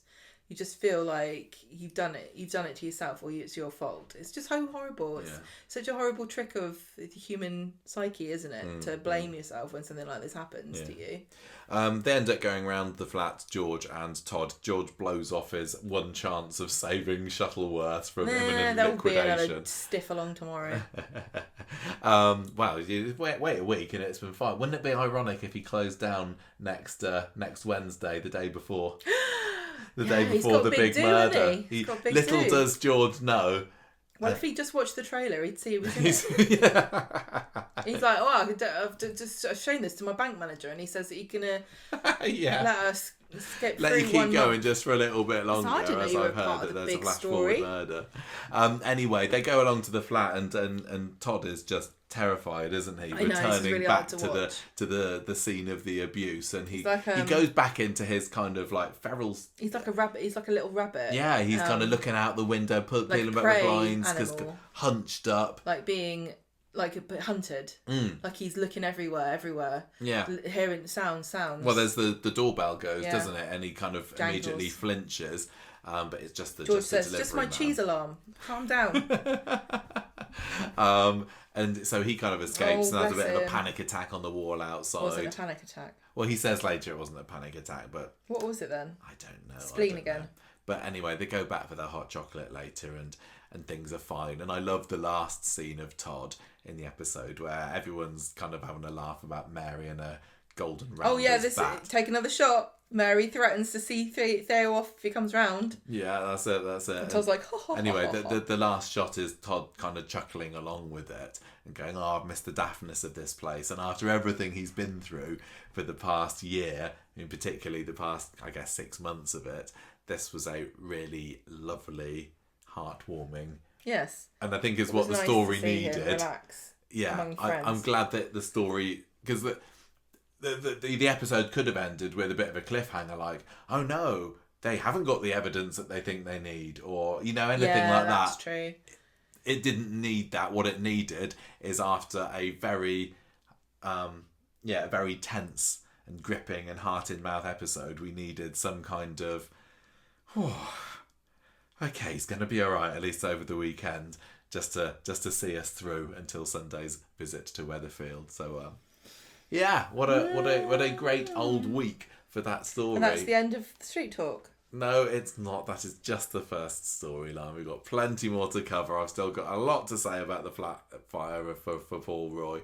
But Gemma, we'll see what we can manage out of this Carl story. And I know that I put a few notes in the other, but we'll be able to get by with it. What's Carl been getting up to this week? Carl's been claiming that he used to dance in Germany, and we know that Germans don't dance. Do we? Is that a fact? Yes, we know that. They're too serious. They're very, it's not efficient, Not is it? the efficient mode of transport from one side of the room to the other. No, you just walk diagonally. Right, so Friday, Kevin says to Ronnie, "If you heard anything from Fiona?" Oh yeah, Ronnie's on the case, right, isn't he? She's putting together so long ago. the wheels in motion to take him down, but sadly, all those wheels were MOT'd by Carl, and they're all going to fall off. Debbie is having a chat with Carl. She wants to take up dancing as a new hobby. So, this scene. Oh, I hated this. This bloody Alicia stupid Keys. scene. If I ain't got you. We should never need to use Shazam while watching an episode of Coronation Street. The only thing I use it for is Coronation Street. And I don't know, unless it was on Kerrang or MTV2, between a very specific period of time in my life, I don't know what the bloody song is. They started playing Bloodhound Gang, I would know. Yeah, well, you had your VH1. No, what do you say? Kerrang and MTV2. Yeah. Well, I've got MTV in the box, similar time period. Yeah. Speaking of which, I on a whim this week, listeners, decided to listen to all 3 of Aqua's albums. Why didn't they play an Aqua song? And it was I liked Aqua's singles in the late 90s, but I'd never thought to listen to their albums. And why would? Okay, what an experience that was this week. Not bad actually. I quite like their third one especially. You got me a new Halloween song. Yeah, they had a Halloween song on their second album. Anyway, all my playlists are Halloween themed, or used to be running, and sometimes comedy songs. They're my favourite genre of music. Not sad, sloppy Alicia Keys ballroom dancing with your son / Look, many brother. people would say this is incredibly powerful, moving. It wasn't because she's dancing with the enemy, isn't she? That's a song. That's a song. Or is it a movie? I don't know. No, sleeping with the enemy. You can't do that with Carl. It's gross. Yeah, that would be too. I mean, we almost had a bit of incest with Amy and Ollie. We don't need another one in this storyline.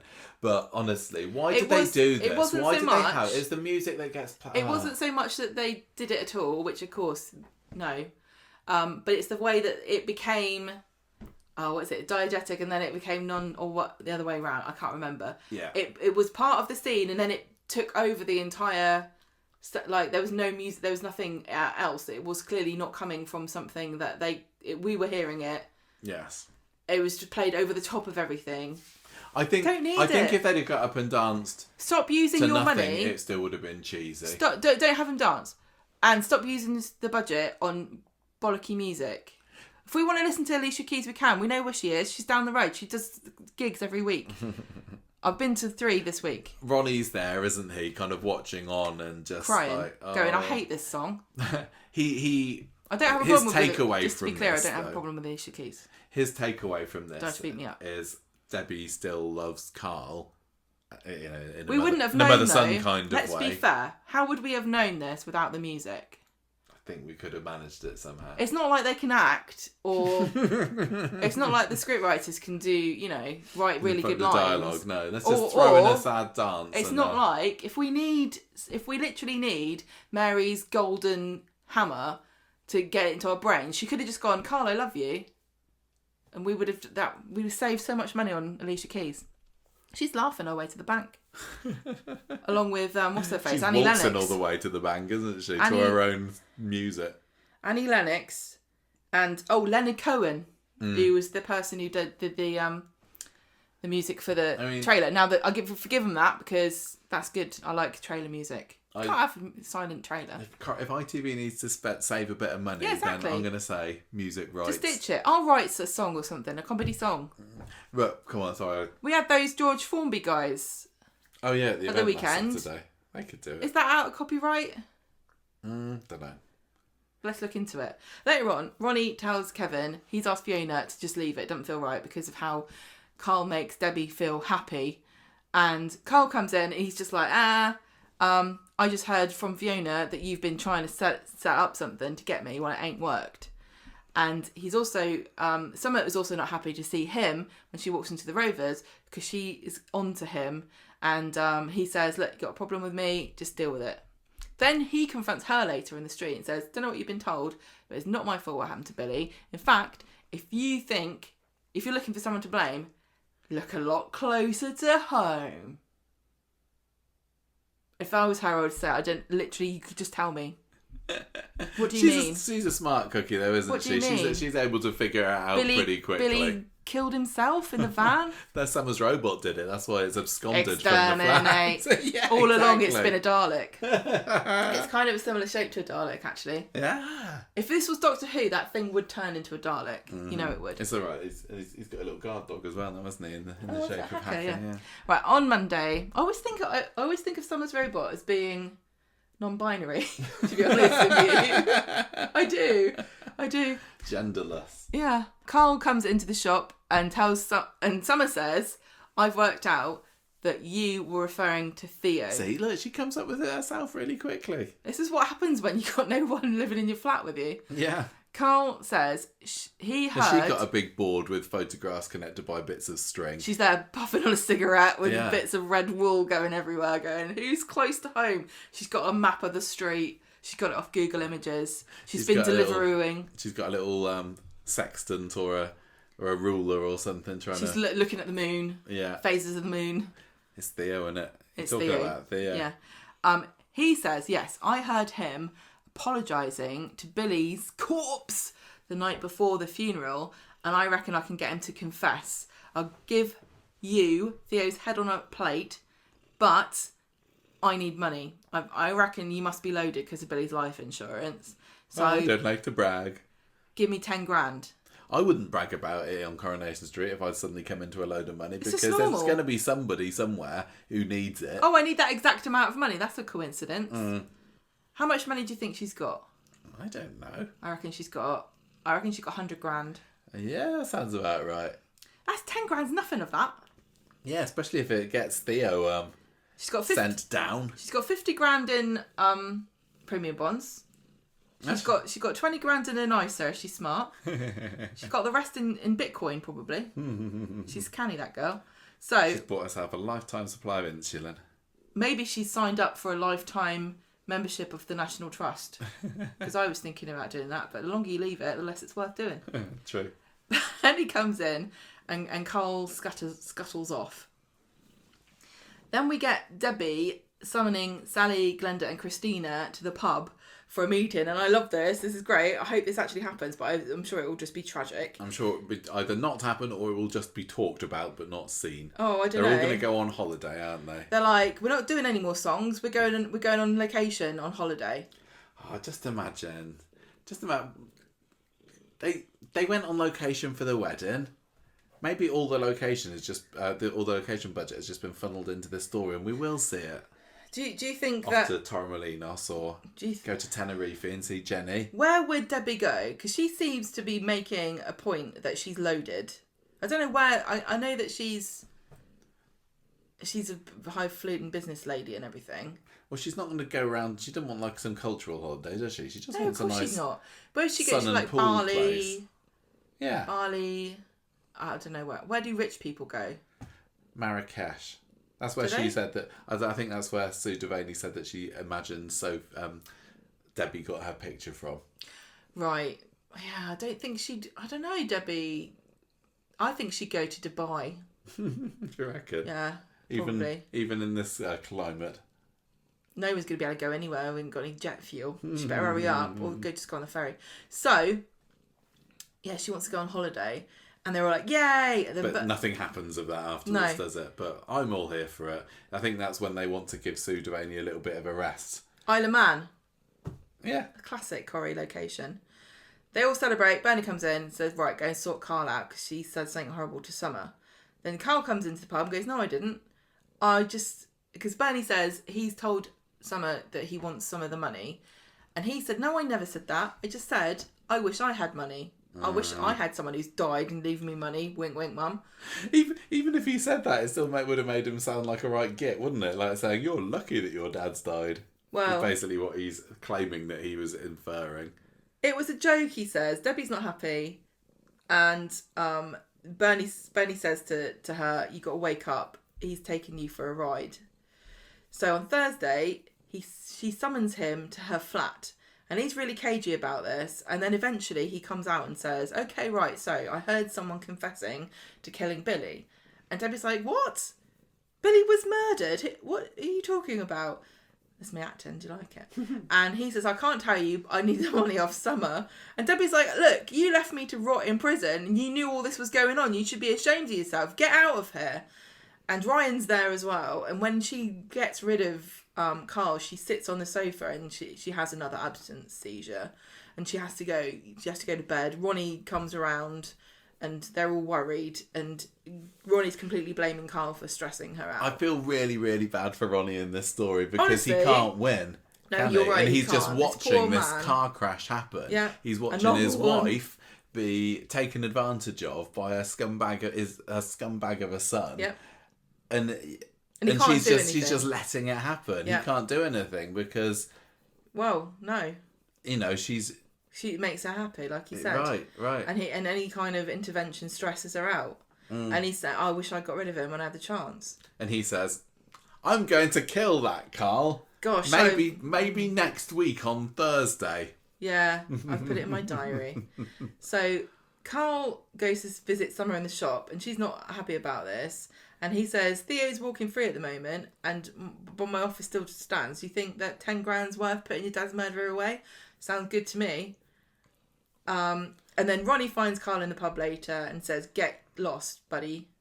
Otherwise I'll make you. Well, doesn't work. Does he? No. Because on Friday, Carl comes slithering to Debbie, apologising, saying, I'm sorry, Mum. I'm really sorry. And Ronnie's like, no, get bent. Do one. And Debbie says, no, let him speak. Tell you what, you know how we have our villains category and our awards? We've already got 5. I know.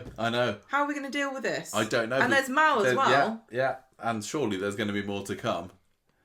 I don't know how we're going to do it. We can't have more than 5 though. That's a conversation straight away. No, we couldn't possibly change the rules. There's going to have to be a dramatic... You know, Jodie might just redeem herself because stealing iPads off children is quite funny. So yeah, he says, "Why didn't you say anything about Theo?" And Carl says, "I was scared of him." Ronnie's like, "No, just no."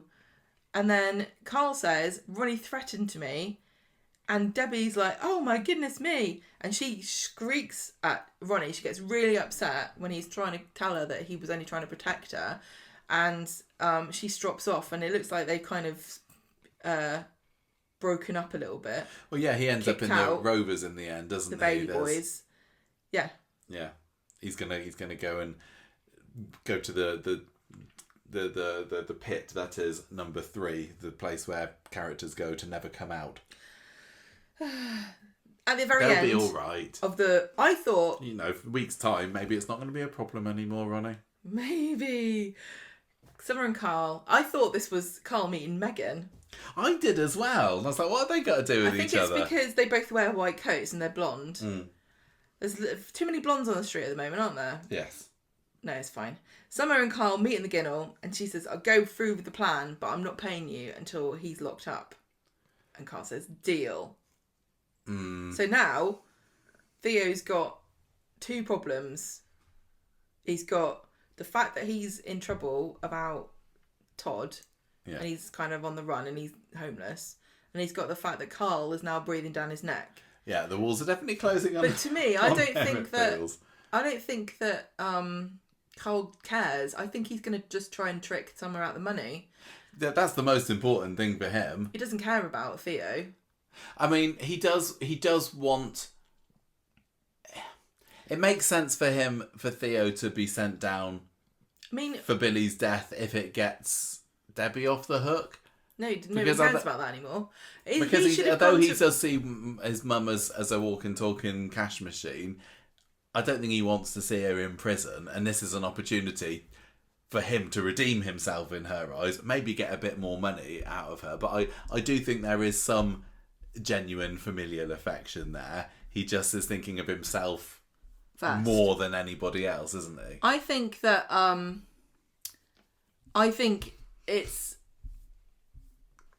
he should have gone to Ronnie first and told Ronnie when Debbie was still in prison that he knew that Theo is the one that killed Billy. And then he could have got money out of him that way. Oh, yeah. I mean... He could have gone around collecting loads of money off everyone to get... He could have gone to George and Christina and gone, 10 grand to get rid of Theo. I'm making a collection. What can we get up to here? I've got my thermometer. I want to get it up to here. Totalizer. Yeah, come on, guys. This is like... The Get Rid of Theo fund. Yeah. Like a telethon. There's loads of people that would pay good money to get rid of him. Right, what's next? I don't think we've got a whole lot to say about that story. It's just a big build-up, isn't it? Ooh. I just feel sorry for Noah. I'm sure that Theo killed him. No, he didn't. Well, I like that. Right, we got the Roy story now, the thermal reaction, and Friday we hear from Roy that Mel is planning to go back to Inverness. Every time I go back to Friday's episode, it feels like a lifetime away, doesn't it? So much has happened since then. Because last week, Jodie had been review bombing him. Yes, that's right. Yeah, on Checker Trade or whatever. And Gemma's like, well, goodbye to bad rubbish. Nina's a little bit confused by it. So's Bernie. And so, yeah, she's like, what's he up to? So she and Gemma get chatting about Gemma's reaction to Mel in the evening. And she's like, do you know anything? And this is when Gemma tells her about the bad reviews that she and Jodie were doing. And it was just Jodie. Yeah, well, Gemma was kind of egging her on a bit, wasn't it? But anyway, Roy's got a bat convention. Well, Bernie's worried that Mel will think that it was her that did it. Yeah. Roy's got a bat convention that he and Nina are going off in the Woody to go and see. A nice little return to the Woody there. What's that little grin I'm just laughing about who was it that said, I hope you catch some good I think that was bats. Bernie. I think it was Bernie. He's taking a net to catch them or something. I thought it was really great. I thought that was a funny little like, you don't line, catch them, you just watch them. Yeah. And just as a little bit of, watch out, there's something wrong with Roy here.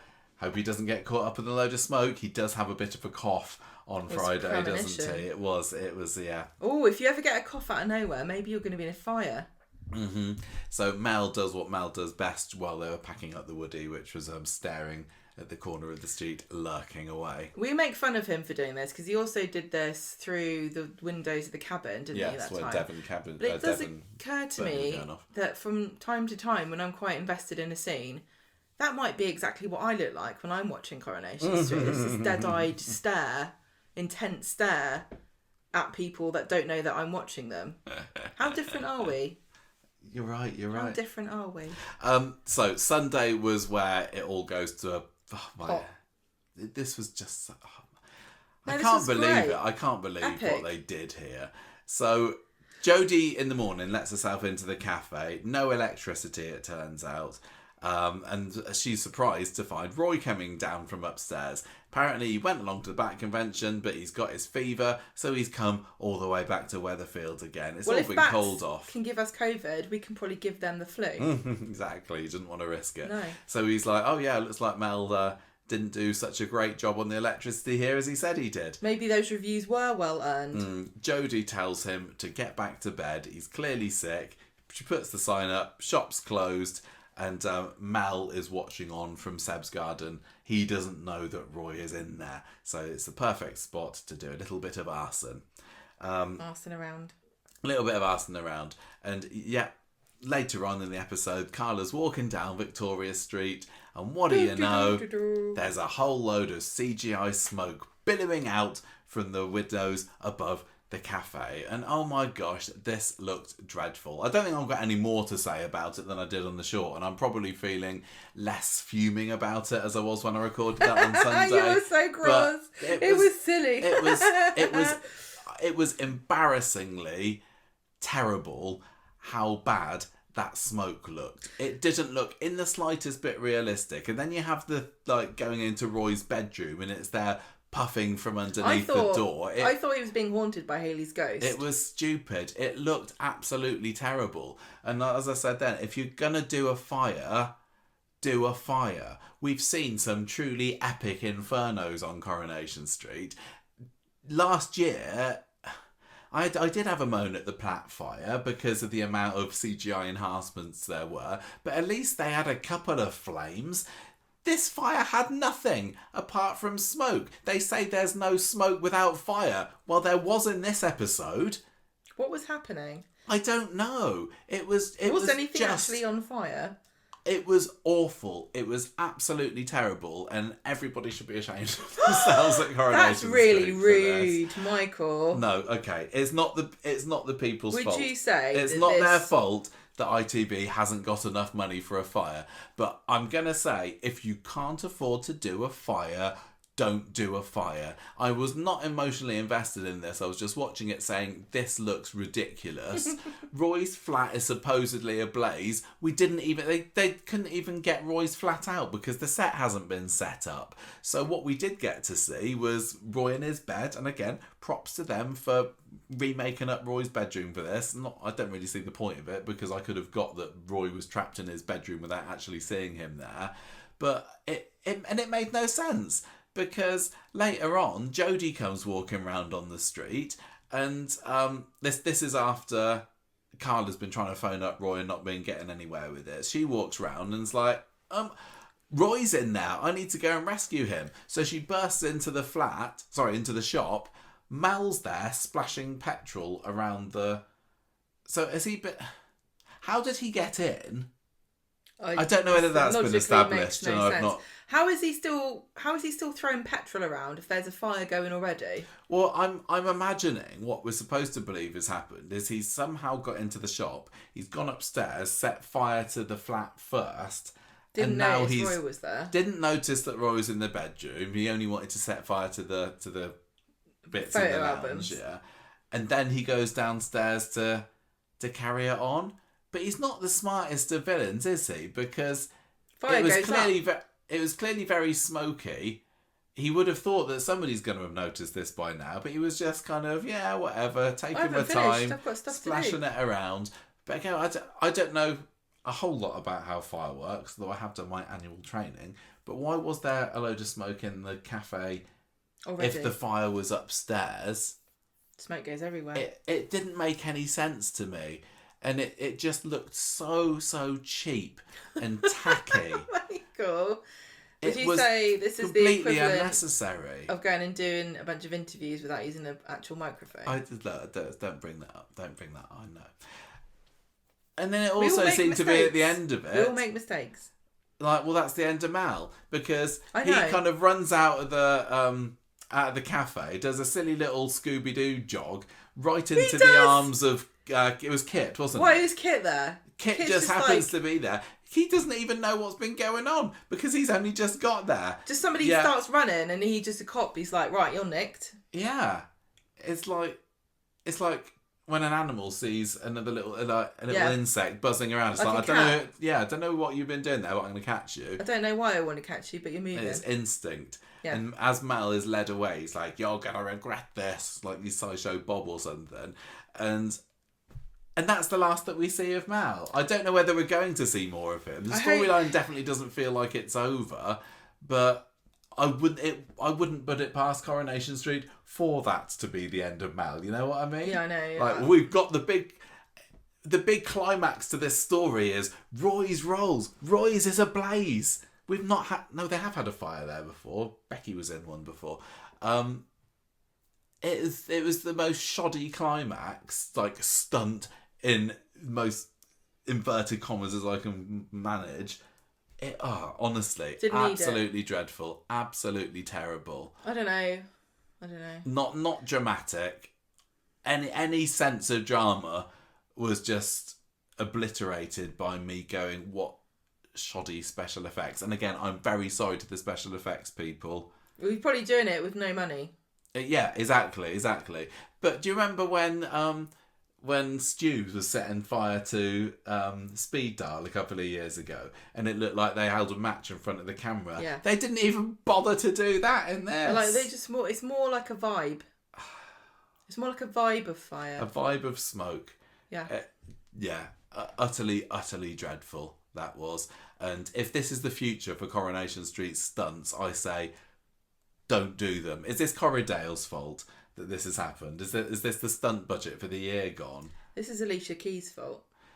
Oh. If you ask her, she'll say, I'd rather you did a good fire. And she loves them. Is it like, well, it's safe. Health and safety regulations and red tape these days means we can't actually have fire. You can't have Julie Goodyear vomiting down herself. Yes, you can. That was great. I don't want Corrie to ever do a fire again if they're not going to set fire to something. If this is what it is. You've got to set fire to something. You've got to be able to have the adverts all covered in that funny fireproof jelly. Yeah, you want somebody covered in that jelly running down the road, flailing their arms. Yeah, I want there to be an opportunity for a little making of behind the scenes thing to pop up on the ITV YouTube channel. No one's going to be interviewing David Nielsen here and saying, "So, tell us how you perform that fire stunt." What was the stunt double like? Yeah, he was lying in bed while nothing happened. Oh, just awful. Because it was all CG. Just awful, especially if it's the end of the story. But I don't know whether it is. I did like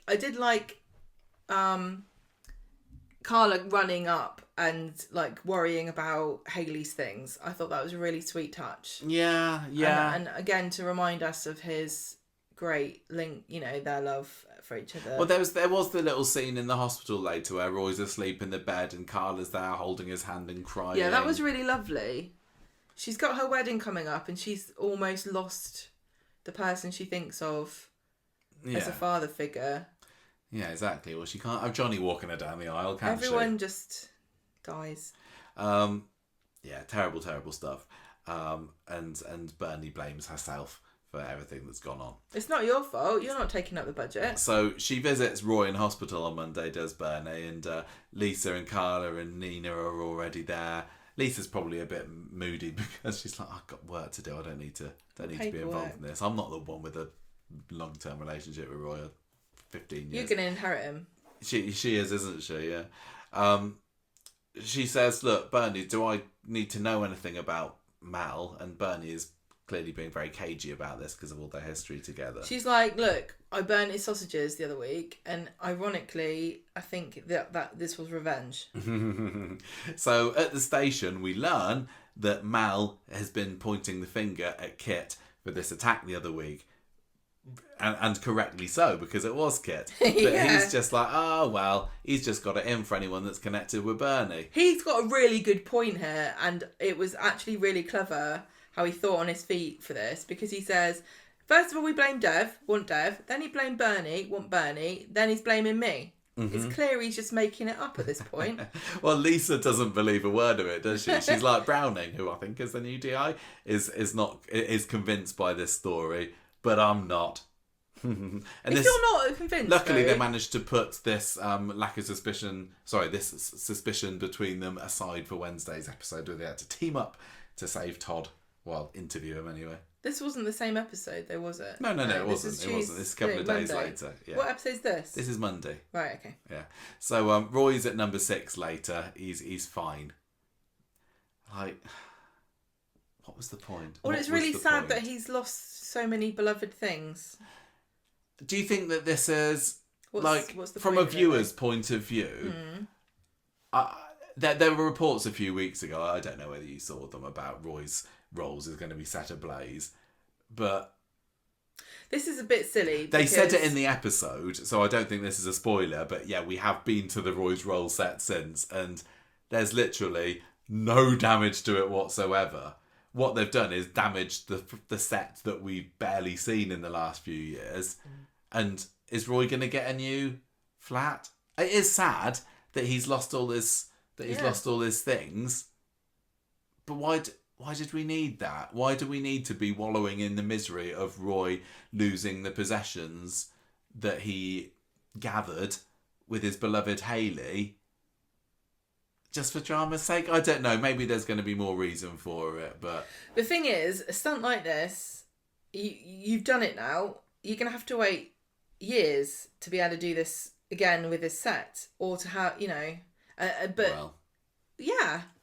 When was you'd think that they can't? This is what happens. You can't escalate everything all the time, but then do a bad job of it, and it not really be worth the effort.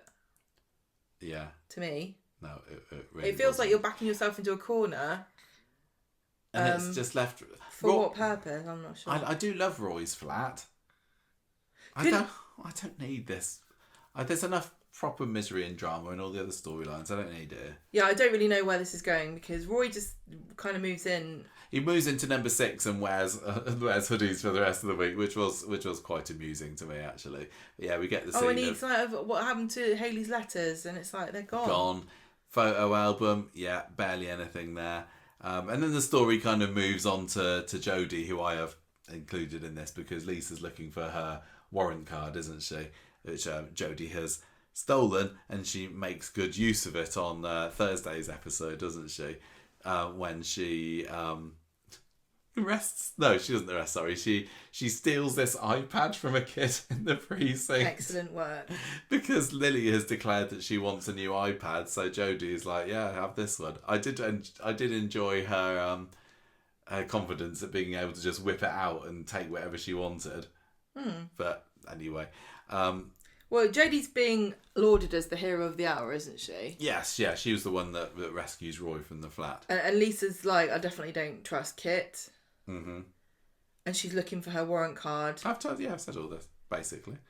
There was a really funny bit where they're both in the front room and they go, oh God, where's Connie? And oh, yeah. And Connie is being held by a man wearing a bright green hoodie in the corner of the room you're standing in. And you didn't know... Yeah, I'm not sure how they quite missed that. Surely the warrant card's somewhere obvious. Oh, it's in my warrant card holder. Damn. Lily's having a bit of acne drama at the beginning of Friday's episode, isn't she? And Jodie makes it better or tries to, by presenting her with this stolen iPad in the classic Corrie tradition of giving someone a clearly stolen piece of technical... sort of equipment without a box. It was even had little customised bling on it, didn't it? Yeah. But nobody seems to notice that this is not a brand new... I suppose that she didn't claim it to be brand new. She could have said that she got it from a second-hand place, couldn't she? But do you think she knows how to restore to factory settings? Yeah. She's a canny I wouldn't even know how to deal with a stolen... It's fairly... iPad. Isn't it more complicated than You probably got to put the password in for it, to be honest. This girl's gonna teach her a lesson, isn't it? Everything else is passworded on Coronation Street except for this. So, well, maybe she sat down with this poor girl that she confiscated the iPad off of and like made her go through like, here you go, Face ID this, right now, take yourself off. Yeah. Well, if she was claiming to be a policeman to a fairly naive young girl, she probably could have said, I'm going to need to know your password to this. Yeah. Got to tell a police officer, otherwise I'll arrest you. Have you got any pocket money? Give it to me. Anyway, there's a little bit of a fallout that this causes between Shona and David, isn't there? Because one of them wants Lily to have the iPad and one of them doesn't, and Jodie's just revelling in the fact that there's a little bit of disharmony between the family that she has been trying to split up for the past couple of months. Shona doesn't want her to have the iPad, thing, and David does, so David's on Jodie's side. Oh yeah, I suppose that makes sense, doesn't it? So get ready for things to move another inch forward next week, maybe. I didn't even get to complain about what I didn't like about the fire. Didn't you? Sorry, no. Did I not give you a chance? I've just read the note. Did I not take a breath? No, I don't mind. What didn't you like about the fire? Well, I just thought it felt like an advert for the fire itself, because it was just the camera. They had different camera effect, didn't they? Like the cameras were filming in a different way that looked like an advert, and nothing really happened. It all felt like it was an abridged version of the real story, like an advert would be. Yeah. That's all I thought. If you watch it again, watch it like it's a trailer for something else that also happens, and you'll see what I mean. Sometimes you just see scenes, and it's not usually the dramatic acting scenes, because they're usually pretty good, but things like this come along and you know that Kate Brooks sits and watches these. You don't know what you're going to say. Like, she just sit there and go, yeah, that's pretty good. You can't say that. Why? She says, I don't know what she says. Well, she signs off all the episodes, doesn't she? Don't forget. I suppose it's a case of, well, it's too late to change it now. Just stop being mean. You don't need to bring specific people into it. Except I'm just going to say, Ian McLeod did say in his interview that they're invested in different cameras. And this is an example of when that doesn't work. Because you're using different cameras to film something. It just takes you out of it. It's like, here we go, this is special, is it? Okay, why are we using this camera and not the other camera? We can tell the difference. Yeah. It doesn't make me feel the drama anymore. No, it doesn't. A bit higher it really resolution. doesn't. Like, is this Netflix? Oh, I thought I'd turn the channel over to Netflix. I know. I love it how he was saying we need to compete with Netflix, and that's what they pump out. Yeah, Netflix Honestly, is not Netflix worried. is just laughing its head off seeing this attempt Netflix at a is fire. going, $27.99. You got to pay now. Because this Right. is what you get if you don't. Yeah, exactly. The pub story, Gemma. Do you wanna take this one before we finish off our street talk? I would love to. On Friday, Nick and David meet up in the cafe, and Nick is worried about Sam because he's slipping away. He asks David for parenting advice, and it's so funny because he asks him in the most negging way possible. He's like, is there anything different you'd have done with Max, the one that ended up in prison? Because I don't want that to happen to my kid. You're a terrible parent. What did you do? And I'll do the opposite. To turn your son into a raging racist / arsonist. Yeah. David says, is there anything in the past that dragged him out of it when things got bad? And he's like, oh, chess. So they go to the cafe. They say, Jess, I'll get her in on Wednesday's episode. Yeah, she'll be in it. She's coming up. No, chess. Chess. So he has a game of chess with Roy, and then, we know what happens to that set. Yeah. When was this? This was Friday. Incinerated. Hey, maybe it was Sam that set the fire. And poor Mel is being... besmirched. Yeah. He was only just about to set the fire in the cafe, but it was actually Sam who... Sam's like, I can't... did the upstairs. I can't finish this game. He hallucinated it. So... Sam hears Nina and Roy discussing Mal and how he was stalking someone very dear to them, and Sam says, oh, that reminds me of somebody I know at school. And we kind of switch more to the pub side of things for this week, don't we? Then Monday, Eva and Ben get told, or they tell Will, that the police couldn't recover the CCTV from the hotel, which is the one that would have proven whether Megan and Will had gone to the hotel together. And Will's like, birthday. Oh, well, I'm not relieved because it would have proven that you're all wrong and I was never with Megan. So he's very good at bluffing there. So they all go to the bistro to have a meal for a change of scenery. But Ben is not pleased that Maggie turns up as well. He's in a right grumpy mood. Yeah, Ben's he's definitely holding on to this grudge for a good while, isn't he? Well, Ben? do you think they're trying to set it up that he could possibly kill Maggie? Because we never even... Did we think about... I don't know. It feels like... I think we have suggested it in the past. It does feel like it feels manufactured. I don't think that Ben would ever kill Maggie. No, not at all. I don't know. He still doesn't know about what happened with Alan, does he? Would that be enough to snap him? He does have a temper. At the moment, he's just being a bit of a petty bitch about it. Yeah. And holding on to it and this is what Corrie does sometimes is they can only really have the character sniping, and it just comes across as petty rather than a genuine grievance. You just turn into this sarcastic cow. Yeah. So he's just constantly making all these comments. Steve comes in with Cassie and Ben invites them over. Eva's annoyed because she wanted them to have a nice meal. She's trying to keep everything pleasant and friendly, but Maggie and Ben are just making snarky comments all the time. Then on Thursday, Maggie's got she wants to have a tea party. I love it. She said, I've got some friends from the Irish Centre. What's the Irish Centre? Is that just where you go to... If you need to know, you know. If you don't, you don't need to know. So you don't? No. So Eva says no. You got to cancel because Susie's got friends coming over. I'm going to say that was a very impressive looking lemon drizzle that Maggie had constructed there. Well, apparently she wrecked it on the drive because they made her go somewhere else. She had to go on a bus and it was all bumpy and ruined it. Absolute travesty, that is. Eva should definitely apologise, and she does. Because also I think Ben is rude. Maggie at this point. Yeah, Ben's really rude. Clear she off. Got Bagses. Yeah. It's her. It's not on the family calendar. No, well, Eva says she owns this. This is my pub. Yeah, my pub. You get out. Stick the kids down in the cellar. They'd love it. Go stand in the giant kitchen. There are other rooms in this set. There's an upstairs lounge as well. Did you know? Remember that from 15 years ago? Bugger off there. I've Bagsied this one. So, Ben says, "Look, sorry, Maggie, Ben should not have spoken to you like that." Eva says this, yeah. We're all responsible. We're all just upset about Will. And then Maggie's like, get ready to take a shot because I'm going to get my own back on Megan. I might just kill her. She doesn't say that, but...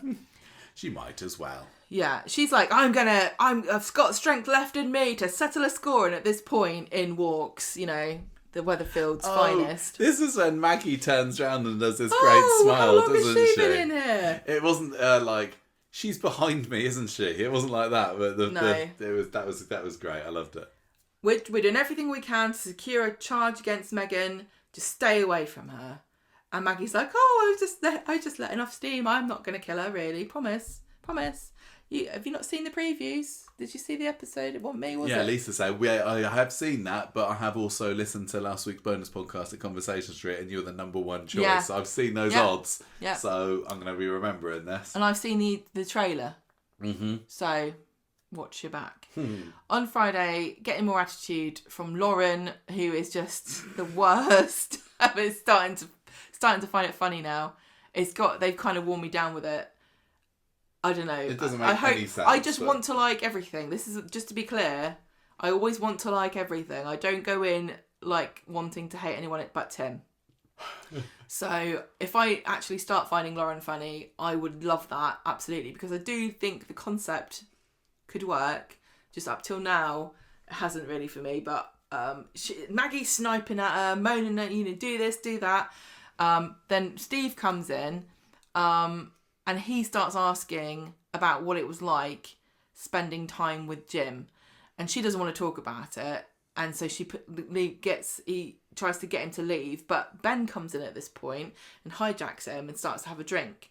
And he's getting more and more agitated as the afternoon is going on with his little brother. Or he's the little brother to Steve, isn't he? Yeah. He's like, let's play darts. Let's play arrows. That means darts, Lauren. Lauren's like, why I've does Lauren not know what? Oh, come on. And then he decides, Ben, to make a grand announcement. Just in case you all didn't know, my dad was Jim McDonald. Steve McDonald's my brother, and my mum is a great big slag. Odd choice of characters to have in the Rover for this revelation. Like, I loved Michael. Michael and Michael's Ben. Michael and Ed. Michael and Ed, and poor Michael's desperately looking at Ed, like double takes, like, who is that, Matt? Who's Jim McDonald? Should I know who that is? See, that's the thing with Mike. Ed's like, just play, just let it go. They're always talking about stuff we don't know what the hell they're talking about. They've probably only met about half of the people that live on the street at the moment. The Baileys get used so little. They're like, he probably lives up the road. But they won't ever let us have a scene with them. We never have a scene with. So Maggie's like drags him to the back room, tries to force feed him coffee to sober him up. And he says, look, I just want to talk to you about this. Just like have a conversation with me. And she tells him, Alan was your dad. He'll always be your dad. I should have told you sooner, yes, but it was a lifetime ago. You cannot carry on like this forever. You've got to be focusing on Will and this family's future and murdering Megan. Yes. Probably. Well, this time next week, it will have happened. Or not. I can say no more. There we go. That was this week's Coronation Street. I felt like we spent an awful lot of time there talking about the Todd storyline, and I'm getting very, very tired at the moment. You also really enjoyed complaining about the fire, or lack thereof. Yeah, but I... What else could they do, though? What else is there? I mean, a fire is a classic thing. Yes, it is, which means they've got lots of much more superior fires to compare it to. Didn't we do a Patreon top 5 fires? No, but we did a bonus podcast last week on Corrie's greatest fires, and I tell you what, this would not be in it. What do you mean? We did a bonus podcast last week. Last year. I thought I'd been in a coma. No, I've forgotten about it. It's the smoke damage. Oh my gosh. Okay, we know. Sorry, I shouldn't have brought it back up. A fire should be like this huge, life-changing, and it was just kind of nothing. Just an excuse to stick Roy in a hoodie for a cheap laugh. Could have done that anyway. I don't know. Could have had bats. It could have been funny if Bernie had bought him a pet bat and released it in his flat while he was sleeping. The bat bit him. They thought it got rabies. He had to go to hospital anyway, and then the bat peed on everything, and they had to throw it away. Right. There is a kind of bat here that does have rabies. I didn't even realise this, but there is a colony. Remember, we went... Yeah, but where was that place we went to? And they were like, these bats have rabies. Don't look at them because you might get it. I'm like, oh, sorry, I thought this country didn't have rabies. Why have we got these bats just chilling out up here? I paid a ticket to get into this place to get rabies. And then for ages afterwards, I was paranoid, wasn't I, that I had rabies? Because you can get bitten and not even know. Where was it? I don't remember. I'm really furious about this. How dare you have bats with rabies hanging around where I'm supposed to be? What are we scoring this week's Coronation Street, Gemma? It feels like, to me, the fire was absolutely dreadful. Just forget Everything else was fine. And the music bad. The Todd storyline was brilliant. Was excellent. So I think I'm going to give a round of applause for everyone involved. I don't know. Do you want to give a score first? 4 rabid bats. Out of 5. Yeah. Fine, whatever. Because it really should have been a flock of those instead of a fire. Because you could CG bats. I've seen that in Addams Family. I'm going to give this week's Coronation Street also 4. Mine's going to be 4 pimples on poor Lily's face out of 5. I remember watching an episode of that. Squeeze them. What was that? Sweet 16? That spoiled American children show where they have a massive party when they're 16 and they spend hundreds of thousands of dollars. Yeah. And I swear, one of them, she had a spot on her chin, and they went to a dermatologist and they just got rid of it. I didn't know it's you like could money do that. can do anything in America. Yeah, these days all they have to do is those little patches that the kids put on spots these days. Do they really do that? I don't know. I don't think I've ever seen it in the wild, or whether it's just a TV thing. But classic toothpaste. Yeah, exactly. Yeah. Anyway, I'll just leave it. I'll just squeeze it anyway. Yeah, character of the week, obviously Todd. Gemma. Oh, of course. You're going to argue with me for that? No. Right. That is it for this week's Street Talk. Whoa. This time next week, we'll have all sorts to talk about. Oh Sorts to talk about this time next week. If we were clever, we would have already sort of spoken about what we're going to say, but we're not. So forget it. Clue. Anyway, that's Street Talk.